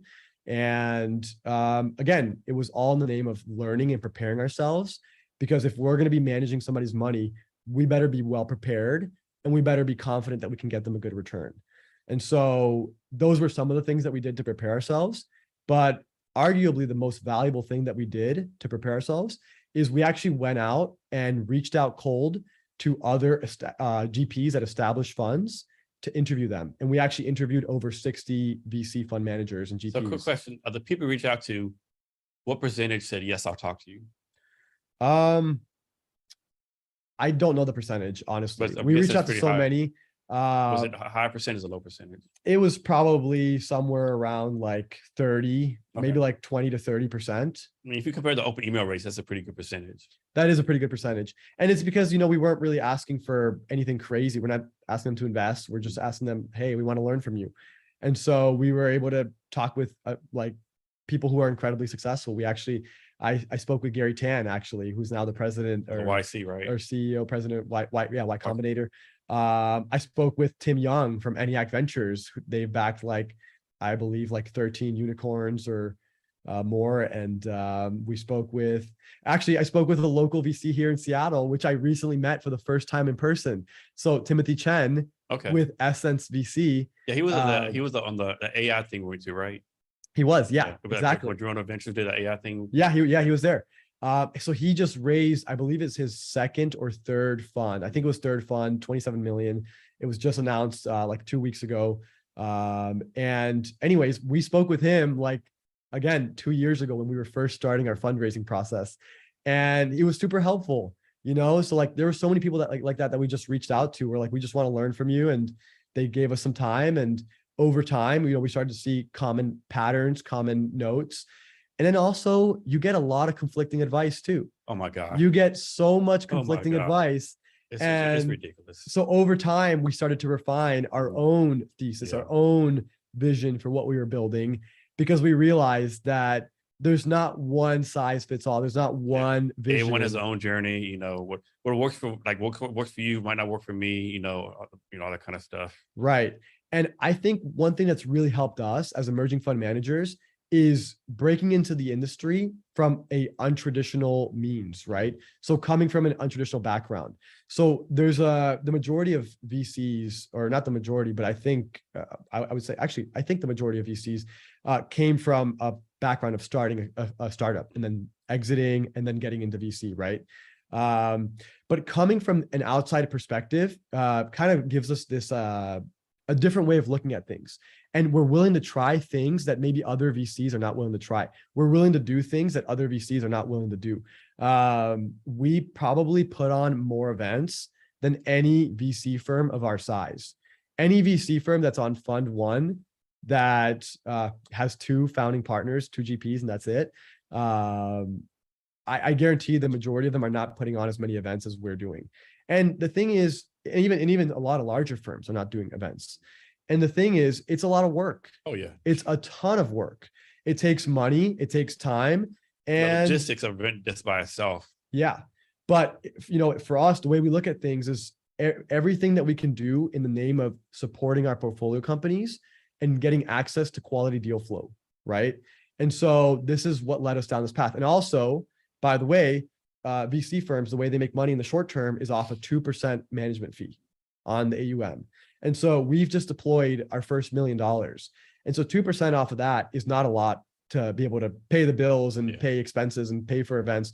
And so we've had to get creative to. I mean, you're basic startup founders. You think about it, right? Exactly. We're basically like bootstrap startup founders with very limited capital, and we have to be resourceful. We're forced to. And so no private jets yet. So what we had to ask ourselves is, how can we support our portfolio companies, build our brand, and get quality deal flow, and generate revenue, right? Generate income in the short term. And there's a few things that came to mind, right? And one of the top ones was doing events. And so that was actually part of our origin story, was doing events back in Gainesville, 7 years ago. And so it was a very natural transition for us to go back to that, to doing in-person events. And that's one of the reasons that our accelerator is on hold right now. But we have been getting such a great benefit from doing these events, both on the deal flow side, fundraising side, and also on, generating some revenue. And the branding stuff too. And the branding, absolutely. So with the 3 of y'all, do you have like an office manager or virtual assistant have to like do all like I'll call the unsexy work, like bookkeeping and scheduling stuff, or is this all y'all 3 handle all that too? No, yeah, we have no office manager. We have been working with Carta for the past 2 years since we were getting started with our fund. So they were doing kind of like our fund admin and back end. But now Carta's they're just too expensive for a fund as small as us. Yeah. So we're transitioning to another fund admin platform.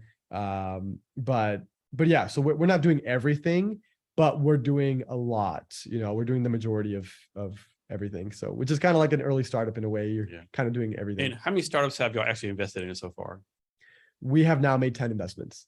So those 10, is there anyone in the company you want to like talk, or anyone in the companies that you want to talk about or can't talk about, or what they're doing? Yeah, no, I would love to talk about some of them. Yeah. So any particular, I guess, like just whatever you want to do. All right. You talk about all 10 of them if you want to. It's totally up to you. Yeah. So I'll highlight a few of them. So our first investment was in a company called EaseAlert.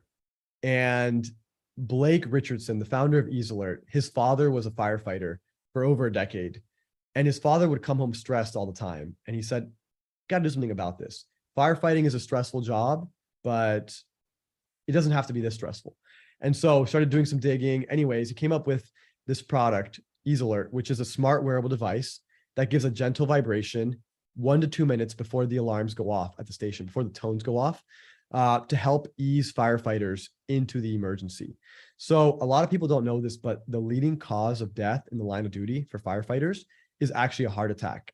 And they're actually 14.1 times more likely to have a heart attack when the tones are going off at the station.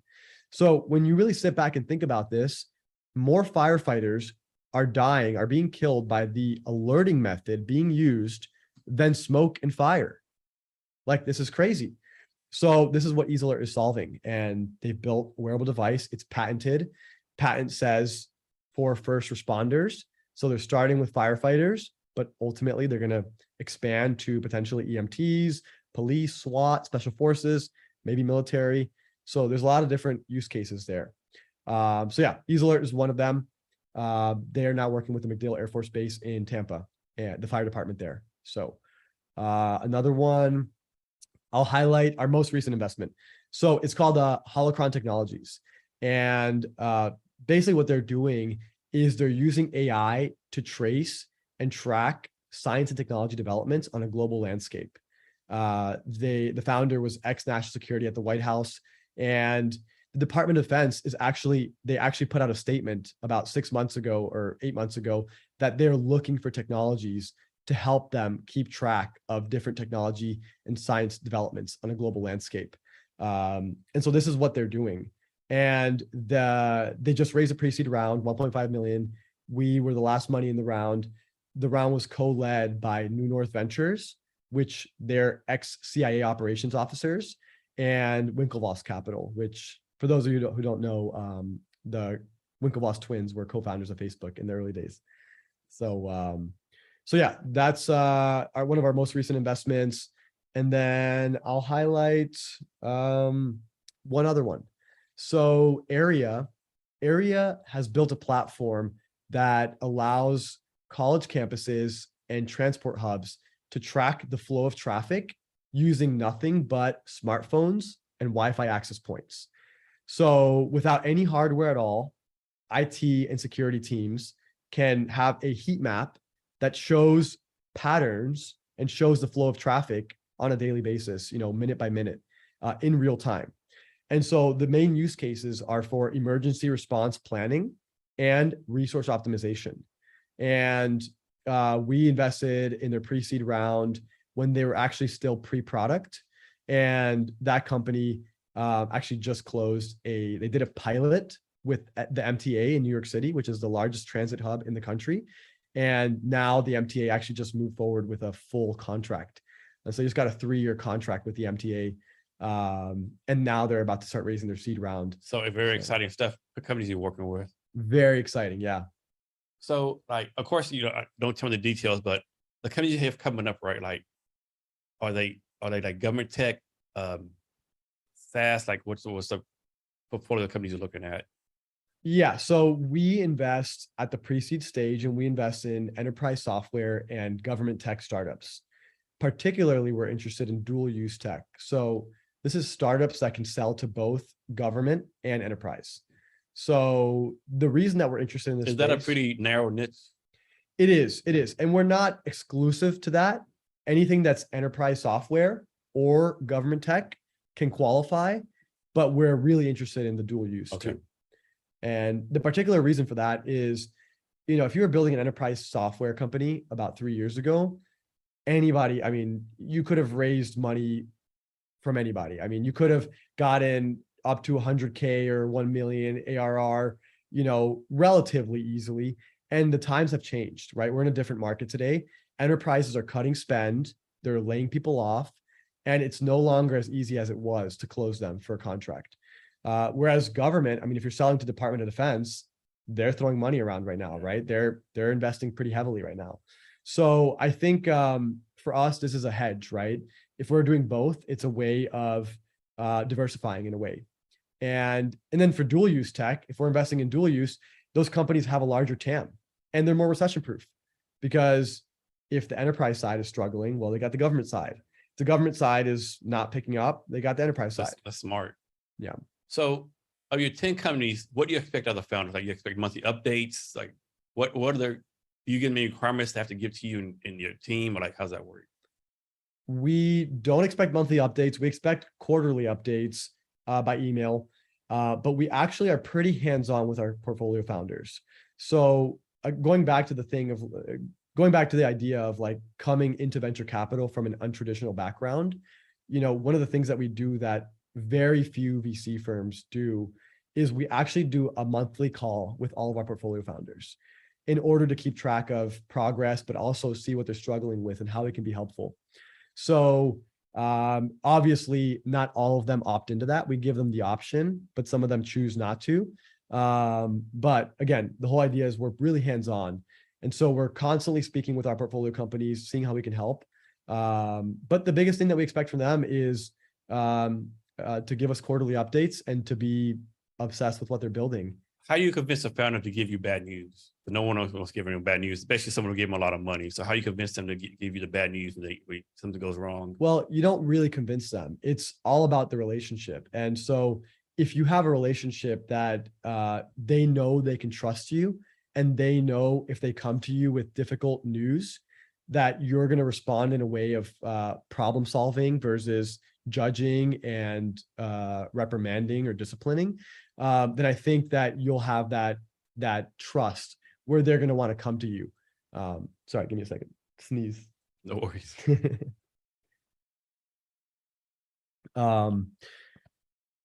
But yeah, I think you really need to build that relationship with the founders and build that trust, right? And that's one thing that we've worked at really hard, especially as emerging fund managers. And that's part of the reason that we do the monthly calls, because that way, whenever there's crazy, or I guess like what normally would be a crazy news update or bad news, it's not as big of a surprise because we just talked to them a couple of weeks ago and we saw this thing was coming, right? So again, you want to build that trust so that they can come to you in those tough times. The other thing is like, we don't invest in companies to tell them how to run their companies. Me and my partner, Justice, we never built a unicorn startup. We're not going to go out there and tell anybody how to build a unicorn startup. We want to find people that have a vision and know which direction they want to take the company. And we're going to believe in them, right? We're investing in the founding team. And so we're not going to try to tell them what direction to take it. We might say, have you thought about this approach? Or have you talked to this person? But we're never going to say, you should do X or you need to do Y, right? Unless they come to us asking for our perspective or our advice, we're not going to try to tell them what to do. We're not going to try to give them advice. We're going to try to point them in the right direction. And, if we have concerns, we're going to ask questions. We're going to say, hey, I am concerned about X, Y, and Z. Do you see that the same way? And this is something that I actually picked up and learned from Roelof Botha from Sequoia. And he said that that's kind of how he approaches it and how they approach it at Sequoia. So again, we're trying to learn from the best and we're trying to do things differently at the same time. And ultimately, it's all in the name of what is in the best interest of the company. And usually that's not us telling the founders what to do. So I'm sure this will never happen, but let's suppose like you invest in a company, right? You did the due diligence, everything worked out good. The founders are great people, whatever. But 6 months in, something came out of the news, or something came out, there's some kind of skeleton bone kind of just closet. And like, you're like, if I'd have known this, I would never invest in this person. What happens then? That's a great question. So even if you do a thorough diligence process, there are some things that can change and there are some things that can come up later on, right? If you're spending 5 years or an extended period of time, 9 months, 2 years, 3 years, whatever it is, working with a founder and getting to know them, there's different things that are going to come up that maybe didn't come up during your 1 to 2 months of diligence on that startup before you invested. And so when these things happen, you have to kind of go back to your look back on the core reason. Why did you make that investment, right? And so for us, we have had situations where it's like, yes, maybe something like we didn't expect, maybe like there wasn't the runway is running out, or cash in the bank is low. Or maybe they have like 2 bank accounts, 2 lines of credit that are maxed out, they didn't tell you about. Not so much those things, because those things you should be able to verify ahead of time, but more so like maybe the burn rate picks up, and maybe they weren't able to fundraise because the market shifted. And so we've actually had that happen, and it's scary. But then you go back and you say, why did we make that investment? Well, we believe in that person, right? So what is the best thing we can do in the situation? Well, they're running out of capital. Let's help them fundraise. Let's help them get more capitalized. If we truly believe in that founder and their vision and what they're building and the market opportunity for what they're building, then let's help them get some more runway if we can, right?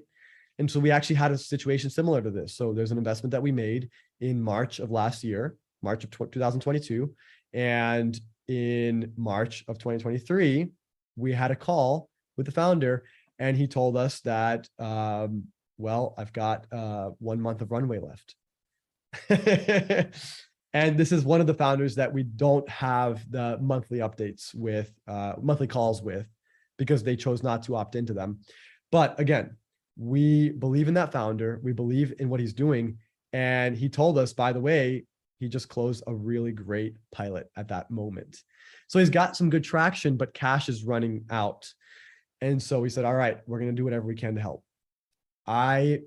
Knowing the power of cold outreach, because this is how we've built our firm. This is how we built our accelerator, through cold outreach. I go on LinkedIn and I start finding people that went to the same university as this founder, because they have something in common, right? That could be a potential investor. So executives at companies, founders who have had exits. And I start doing cold outreach. I'm like, hey, by the way, so-and-so So when you say cold outreach, you mean cold email or cold calling or a combination? Cold message on LinkedIn. Okay. Yeah. The coldest of the cold. Yeah, the coldest of the cold. Exactly. So I reach out to this one person who built or who has been the CEO of like a large recruiting company for a long time. Well, they've been with the company for 20 years now, plus 20 plus years. And they are now the CEO. They've been the CEO for, I think, like a decade. And they went to the same university as our portfolio founder. And I reached out and I said, hey, one of our founders also went to this school. Would you be open to getting on a call with them and mentoring them? The person replies the next day and they said, sure, here's my email. And so I approached it from like, yes, mentor him, but I knew this person was qualified to invest because of their position. So I connect them. A week later, they get on a call. This person commits on the first call to investing $200,000. The founder called me after that call. He's like, Pablo, you don't know what you did for us.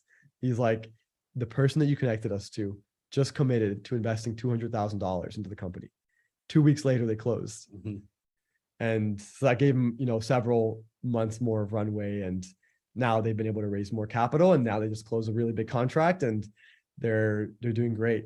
And so the way I look at it is like founders oftentimes, as an investor, oftentimes the biggest value you can add is in these inflection moments or inflection points, or Sequoia calls them crucible moments, or just really challenging times where the founder really needs some assistance. And oftentimes it's by making an introduction or, using your reach to be able to support them, right? So like I constantly am trying to use my LinkedIn network to help our portfolio companies.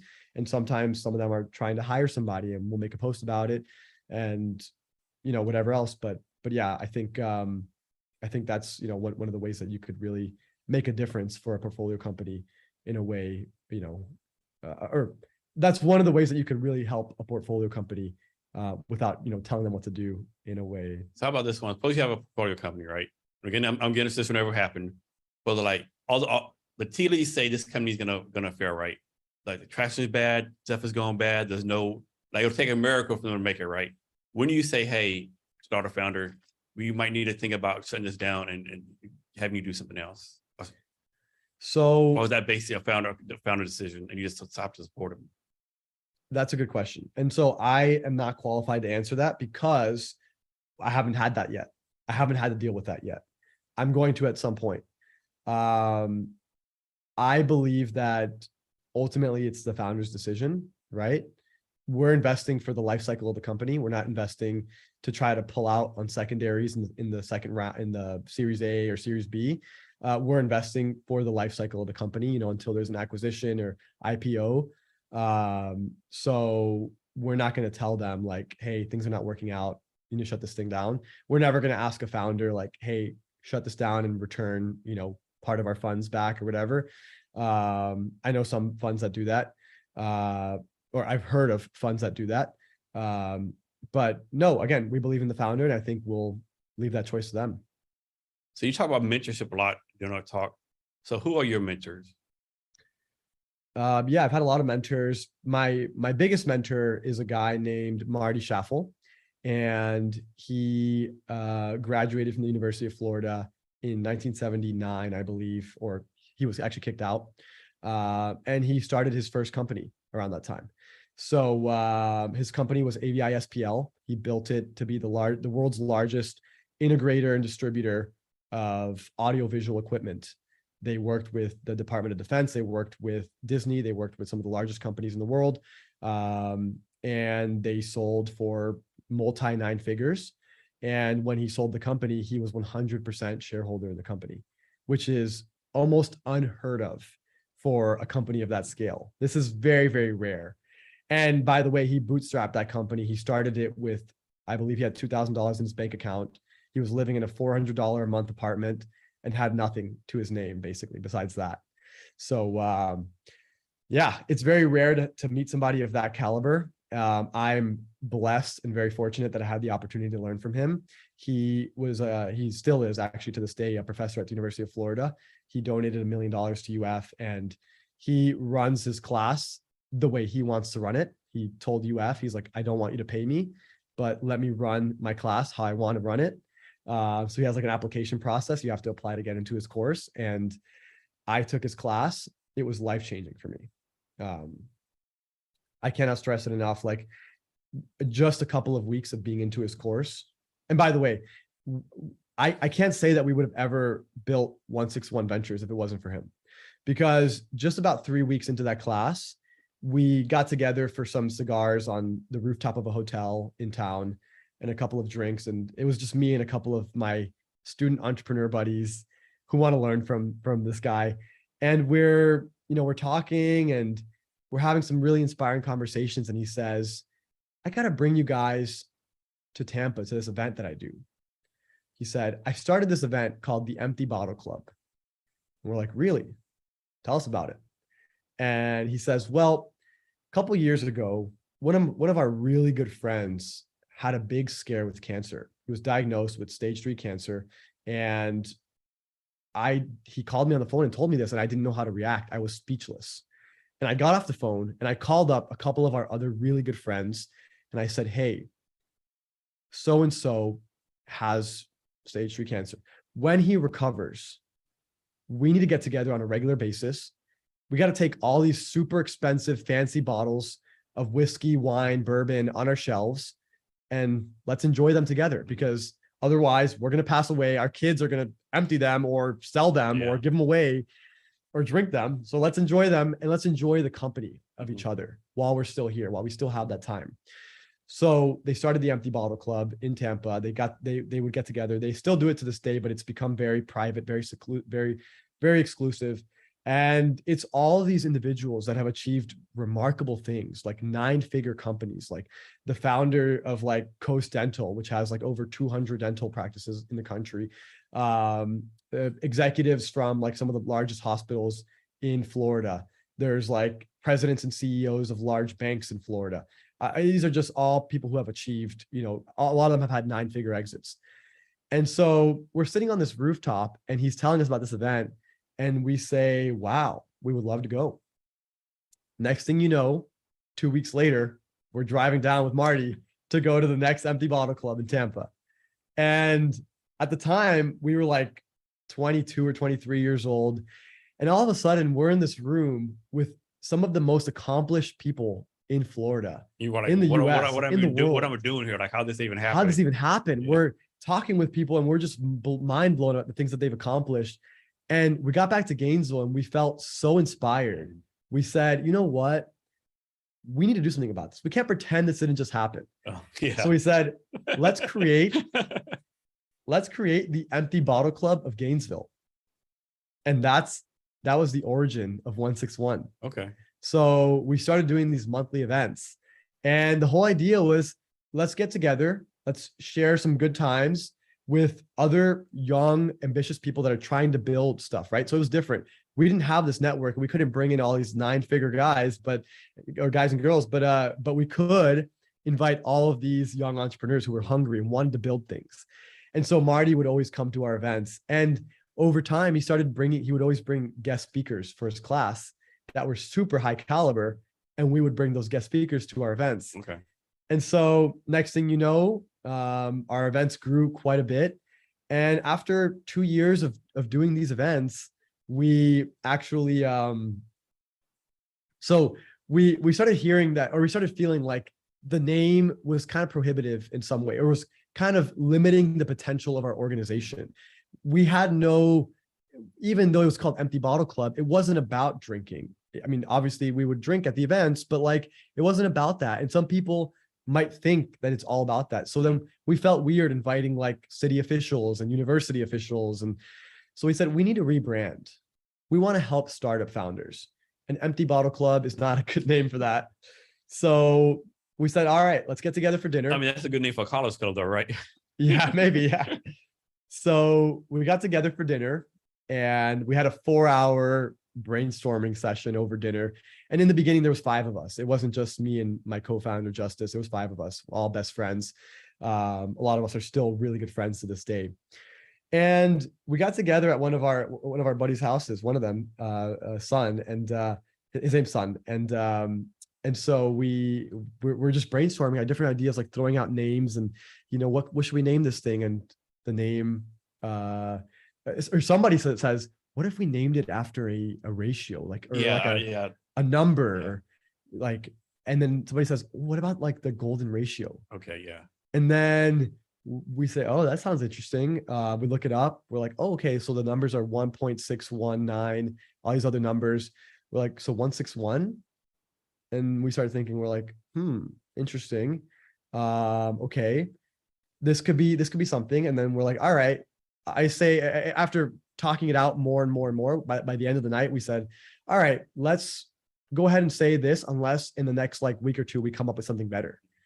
And we never did. And so basically we named it OneSixOne Ventures after the Fibonacci sequence, or the golden ratio, which is 1.61. And naturalists say it's the most efficient ratio for growth to occur. And so for us, we wanted to create a community for startups to grow as efficiently as possible. And that's why we named it OneSixOne. So follow-up question, who are you mentoring? And I want you to focus on not your startup founder, like some of your mentoring that's not a startup founder in your portfolio, if you can. Yeah, great question. I think the importance of mentoring cannot be overstated. Like, I think there's people that can go on to accomplish remarkable things that came from very humble beginnings if they have the right mentors. So for me, I want to give back to other people that maybe came from a similar background to me. So particularly, I mentor a lot of students at the University of Florida, some of them startup founders, some of them dropouts, some of them alumni. And it's a combination. Some of them are looking to, some of them are not UF alumni, by the way. A lot of them are underrepresented. The majority are underrepresented. So either female, Latino, Black, and usually it's either a startup founder who's first-time startup founder trying to figure out, how to get started, how to get some traction, how to raise capital, or it's somebody who wants to break into the venture capital space. And usually whenever I meet a young person, when I say young, whenever I meet a student or somebody who's like a teenager or early 20s that wants to break into venture capital and they already know that, for me, that is really exciting. And I really want to help them. Because to be completely honest with you, about 6 years ago, I didn't even know what venture capital was. Like, I'm being completely honest. Like, at the University of Florida, I probably heard the word venture capital like once or twice, you know, and this goes back to that educational gap, right? There hasn't been that because we haven't had a bunch of tech founders build unicorns and then come back and mentor and advise and teach, right? So yeah, I want to pay it forward. I want to give back. And so I mentor a lot of people that want to break into venture capital. Let's suppose someone's watching this and they have a startup in your thesis, right? How do they reach out to you? Is it cold email? Like, how does that work? Like, how do they get on your radar, so to speak? Yeah, cold email or even LinkedIn. So I'm actually, unlike some people, I'm actually very active on LinkedIn and very responsive on LinkedIn, I should say. And the thing is, it's all about how you frame the message, right? So some people, I don't reply to a lot of messages on LinkedIn because a lot of them are, I don't think that. Hi, Pablo, I need $1 million or something like Yeah. that, right? Or somebody's like, hi, we're raising money for our startup, which is doing X, Y, and Z in Nowhere close to your thesis. yeah, they're outside of the US. We only invest in US, or they're raising a series A or series B. Like, why are you reaching out to me? Or like pre-IPO, like, you know, it's like things that are not a good fit. So I don't reply to a lot of that stuff because if you're reaching out to me and you're saying things like that, it's very clear to me that you did no research. You didn't even go on my LinkedIn page. Yeah. Like, if you go on my LinkedIn page and spend 30 seconds reading, then you already know like kind of a little bit about what we're looking for. So, but yeah, I mean, if you send me a message and you say like, hey, like, I'm so-and-so, I'm looking to learn more about venture. It definitely helps if there's some commonality, maybe like you went to the University of Florida or you're from Florida or you're Latino or whatever. I'm a master salsa dancer, just like you. Yeah, that'd be one way to stand out. I like to do Brazilian jiu-jitsu, or I like to dance salsa. So yeah, I think those are good ways to stand out, right? So I know you're pre-seed. Is there such thing as someone being too early to come reach out to you? Like, they only have an idea, or, you know, like, is there such thing being too early to start that relationship with you, so to speak? I'm never too early to start a relationship. Obviously too early, there's going to be too early for funding. We invest at the stage that we call post-product pre-significant traction. So we want to see a product in market, even if there's not a lot of revenue or any revenue. We want to see, you know, some data about pilot tests, you know, several months of data about engagement, retention, you know, how often are people using it? Yeah, for that, how many days do you want to see? Like the 90 days, 60 days, 6 months? I'd say about like 3 months is pretty good. If we can see like they launched a beta or pilot 3 months ago, and then there's been consistent growth and positive data over that period, like then that's a good spot, right? That's like on the early end of like where we like to invest, basically. We have done one like pre-product, but we don't normally do pre-product investments. So what's your definition of MVP? MVP is, I would say, I think that should be a pretty standard definition. It's the earliest version of the product that can actually solve a pain point or problem for the customer so that it's actually usable. Okay. So with an MVP, you should be able to have somebody like test it, right? An MVP should be something that you can put in front of somebody and like say, hey, could you test this out? Or could you use this? Or does this help you with your problem? And then get some feedback and then start iterating. All right. So you ever talk about your company some, like, can you talk more like how it got started, where you're focused on now, what your vision for it is like 10, 20 years from now? Like, do you want to be the next Sequoia, or like what's your plan, like OneSixOne going in the future? Yeah, I mean, I don't want to say next Sequoia, but they're definitely a big inspiration, and they've helped shape a lot of the way we think. But we want to be a top tier venture capital firm in the country, right? There's not a lot of firms that can be considered in the tier one firms category. And I think our goal is to be there, maybe, you know, I'd say probably 15, 20 years from now, maybe less, maybe 10 years from now.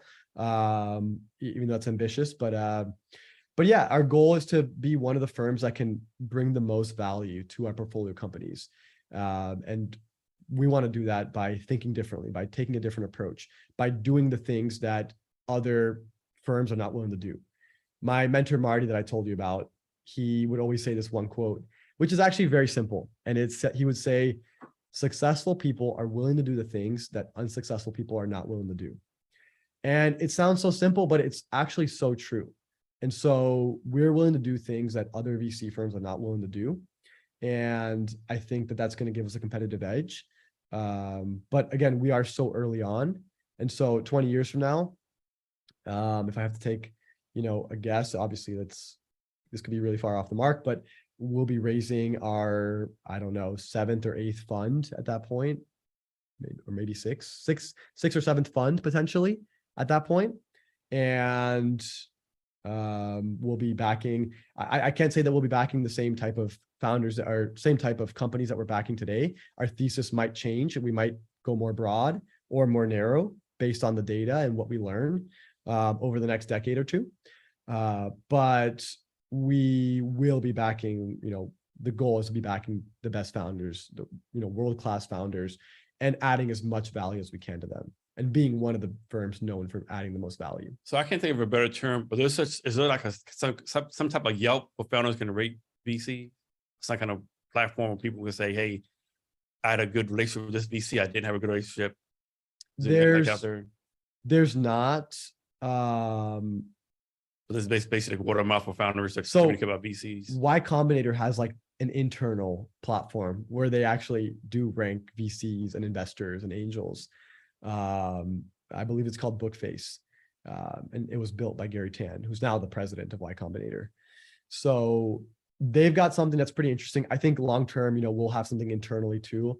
As you grow and you can start, you start developing new tools, you need new tools to solve different problems. And so obviously long-term, we'll have our own in-house like software or dev team. But yeah, no, there is nothing public like that. Okay. Yeah, as far as I know. How does it work? Like suppose you're going to invest in our founder, you really, really like the founder, the company, right? But the other VC, the person brings in like co-invest with you, you're like, I don't know about this person, right? Our values don't match. Like, you just say, okay, I'll back the founder no matter what, or like, because this other VC doesn't align with your value, you're like, hey, founder, I got to pass on this because me and this other VC are not a good match for each other. That's a good question. That really depends on where the mismatch is. If we're talking about that we misalign on our vision for the future, or we don't align on what types of companies we think are home runs or whatever that is, that's not a problem. The issue is when we don't align on what is ethical, and if there's something that we believe is unethical about that partner or that firm, that could sway our decision on whether or not to invest in a company, for sure.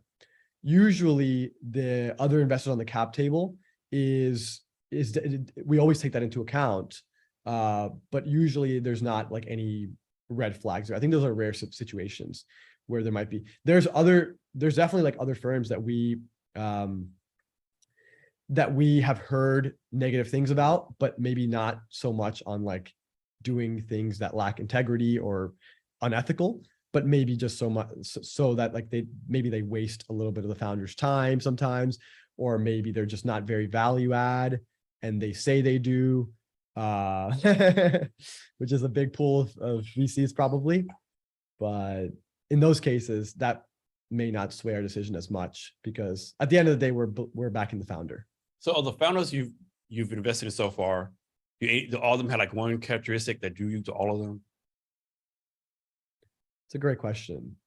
I think the main characteristic that comes to mind is they're all obsessed with what they're building. Their startup is their life in a way. This is not like they don't treat it like a full-time job or 9 to 5.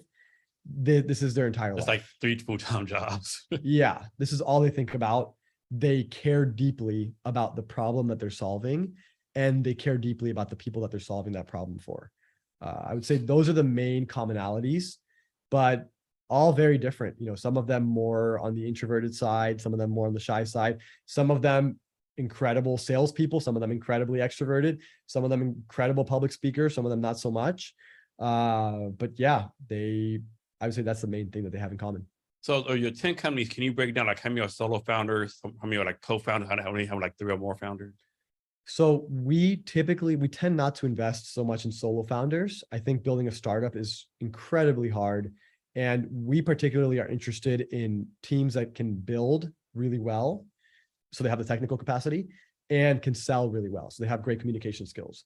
And oftentimes that's usually two co-founders at least. So most of our portfolio companies have 2 or 3 co-founders. We have one in the portfolio that's a solo founder, only one.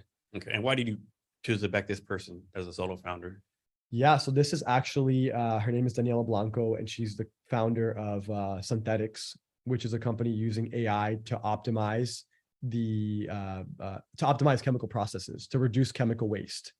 And we were really, really impressed with, her ability to communicate. She's an incredible presenter. I actually met her at a TED Talk. She was giving a TED Talk, or TEDx, I should say. And she has a PhD in chemical engineering from NYU. Kind of impressive. She's an immigrant. She came here from Venezuela. And on top of having a PhD in chemical engineering, she taught herself how to code and how to be an AI engineer. Obviously, she's not the main person, doing development now at her company. But in the beginning, she built out the first version of their product.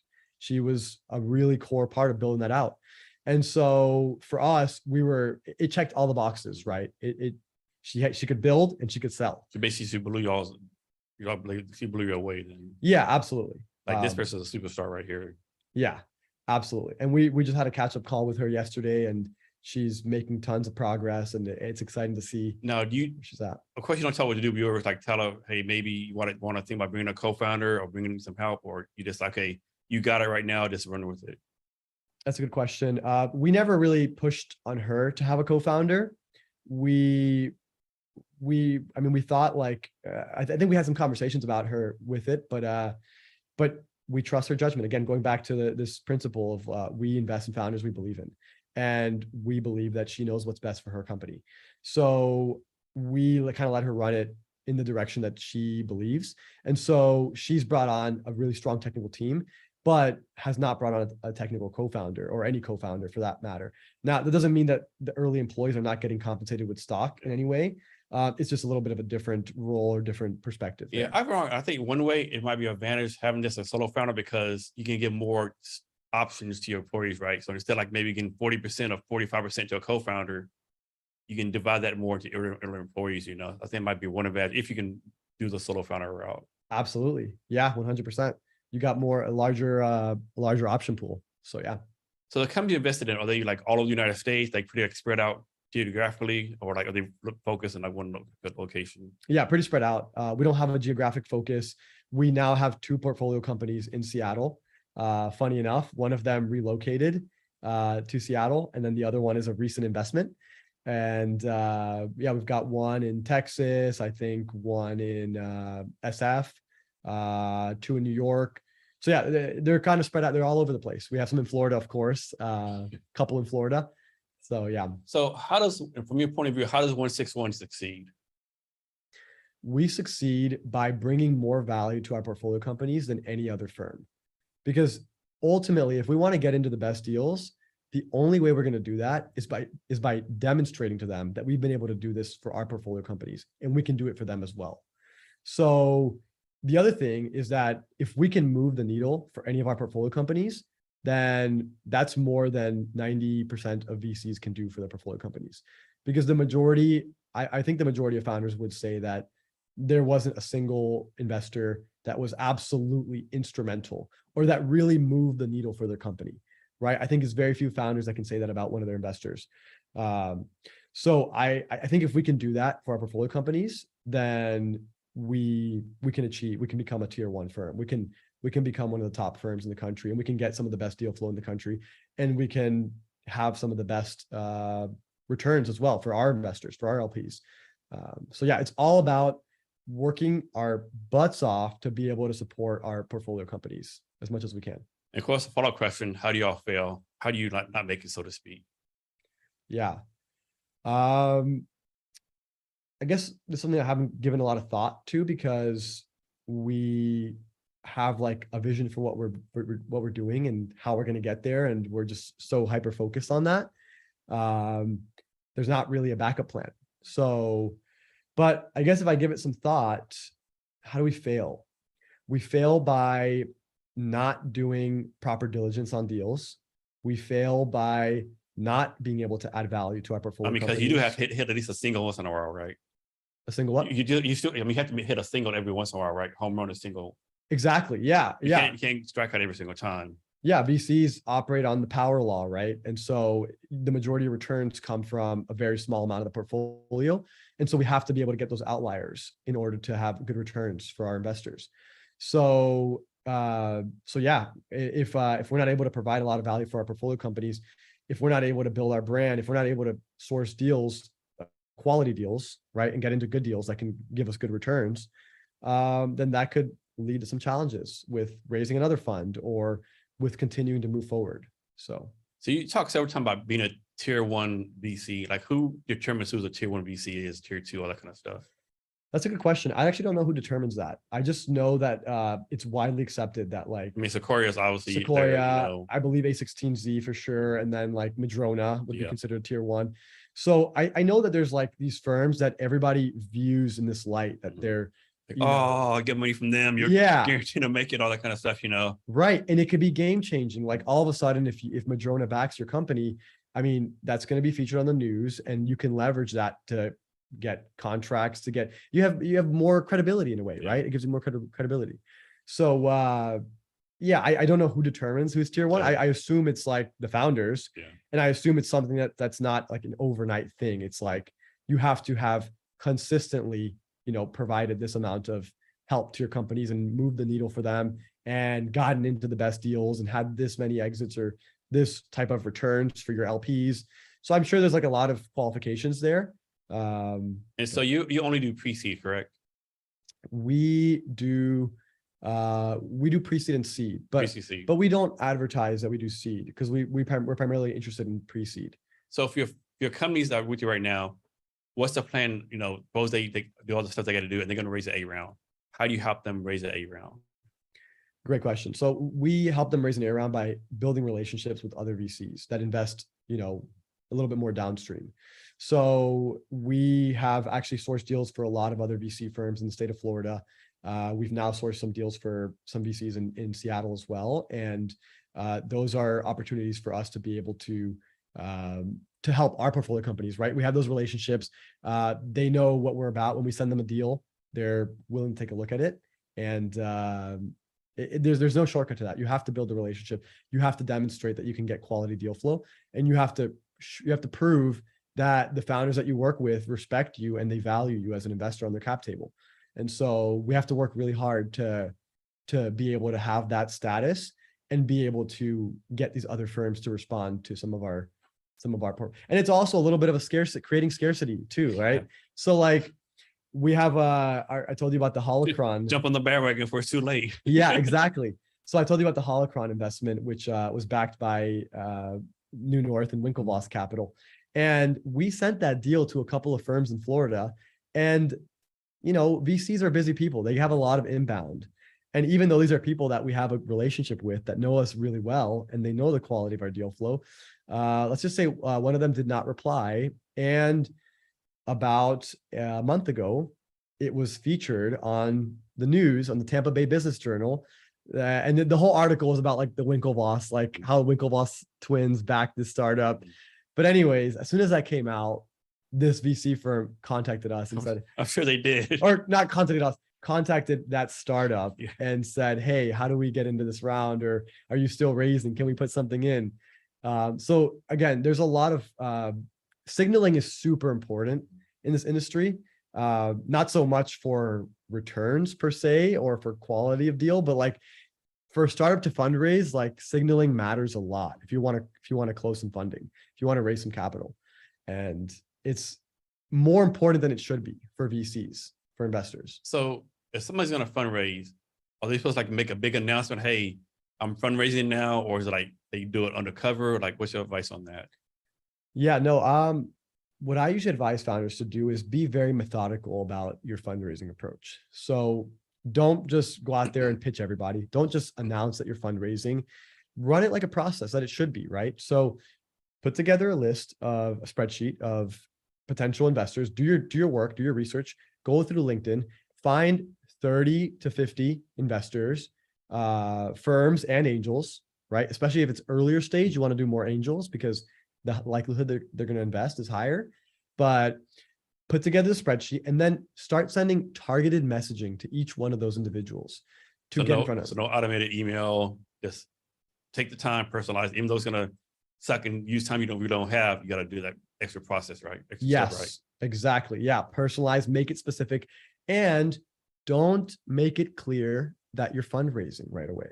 Even if you are, this is the biggest mistake that founders make, is they come at it from a place of urgency of like, I need to get this capital, or like, hey, we're investing.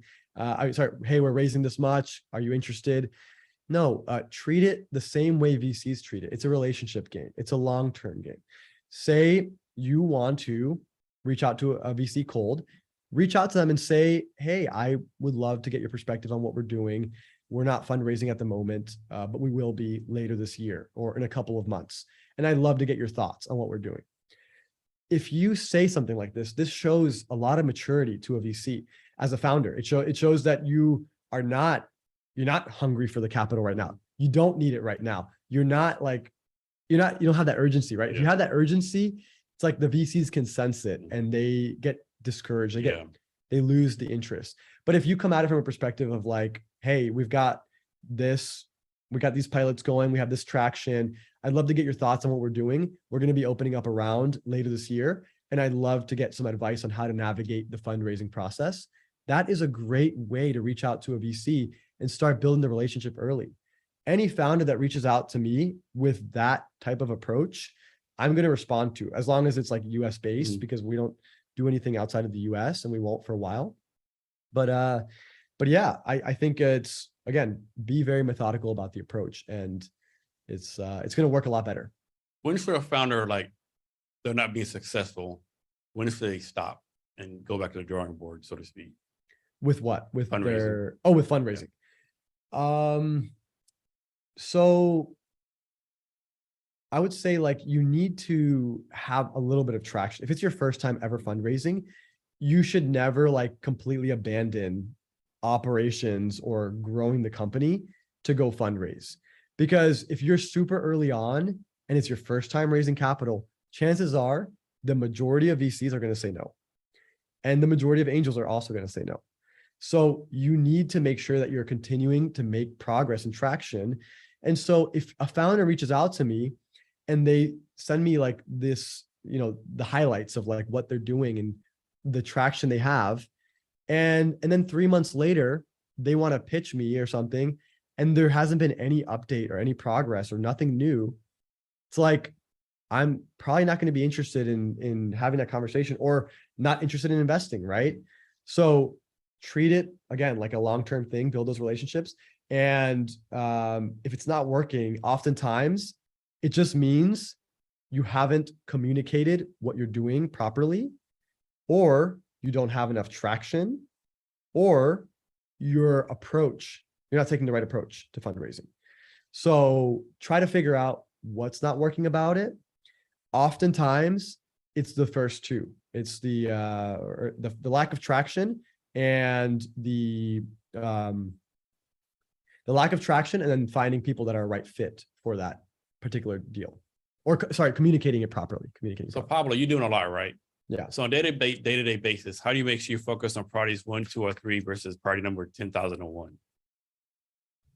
Good question. Everything that I do is aligned with what are the goals for our firm, right?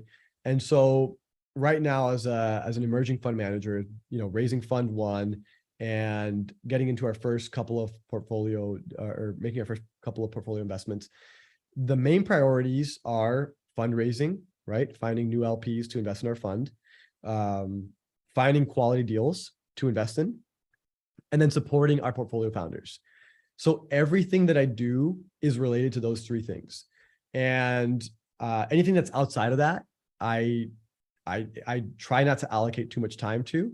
And if I realize that I am allocating too much time to, then I go back to the drawing board and try to optimize my schedule. But the majority of things that I'm doing nowadays is related to those things. Even if some of it might not seem directly correlated, but like, for example, doing events checks all those boxes in some capacity. And so that's a really, you wouldn't think about it, but like, you know, people often wonder what does a VC's day-to-day look like? And my day-to-day, a lot of it is like planning events, organizing events. But yeah. So is there anything else that I asked you that I didn't, or anything else you want to talk about? Anything else that I want to talk about? I don't think so. Nothing else comes to mind. Yeah. Hey, Pablo, thanks for your time today. I really appreciate it. Absolutely. Yeah. Thank you so much for having me, Jason. It was awesome. Great conversation. And to listeners, thank you for your time as well. And remember to be great every day.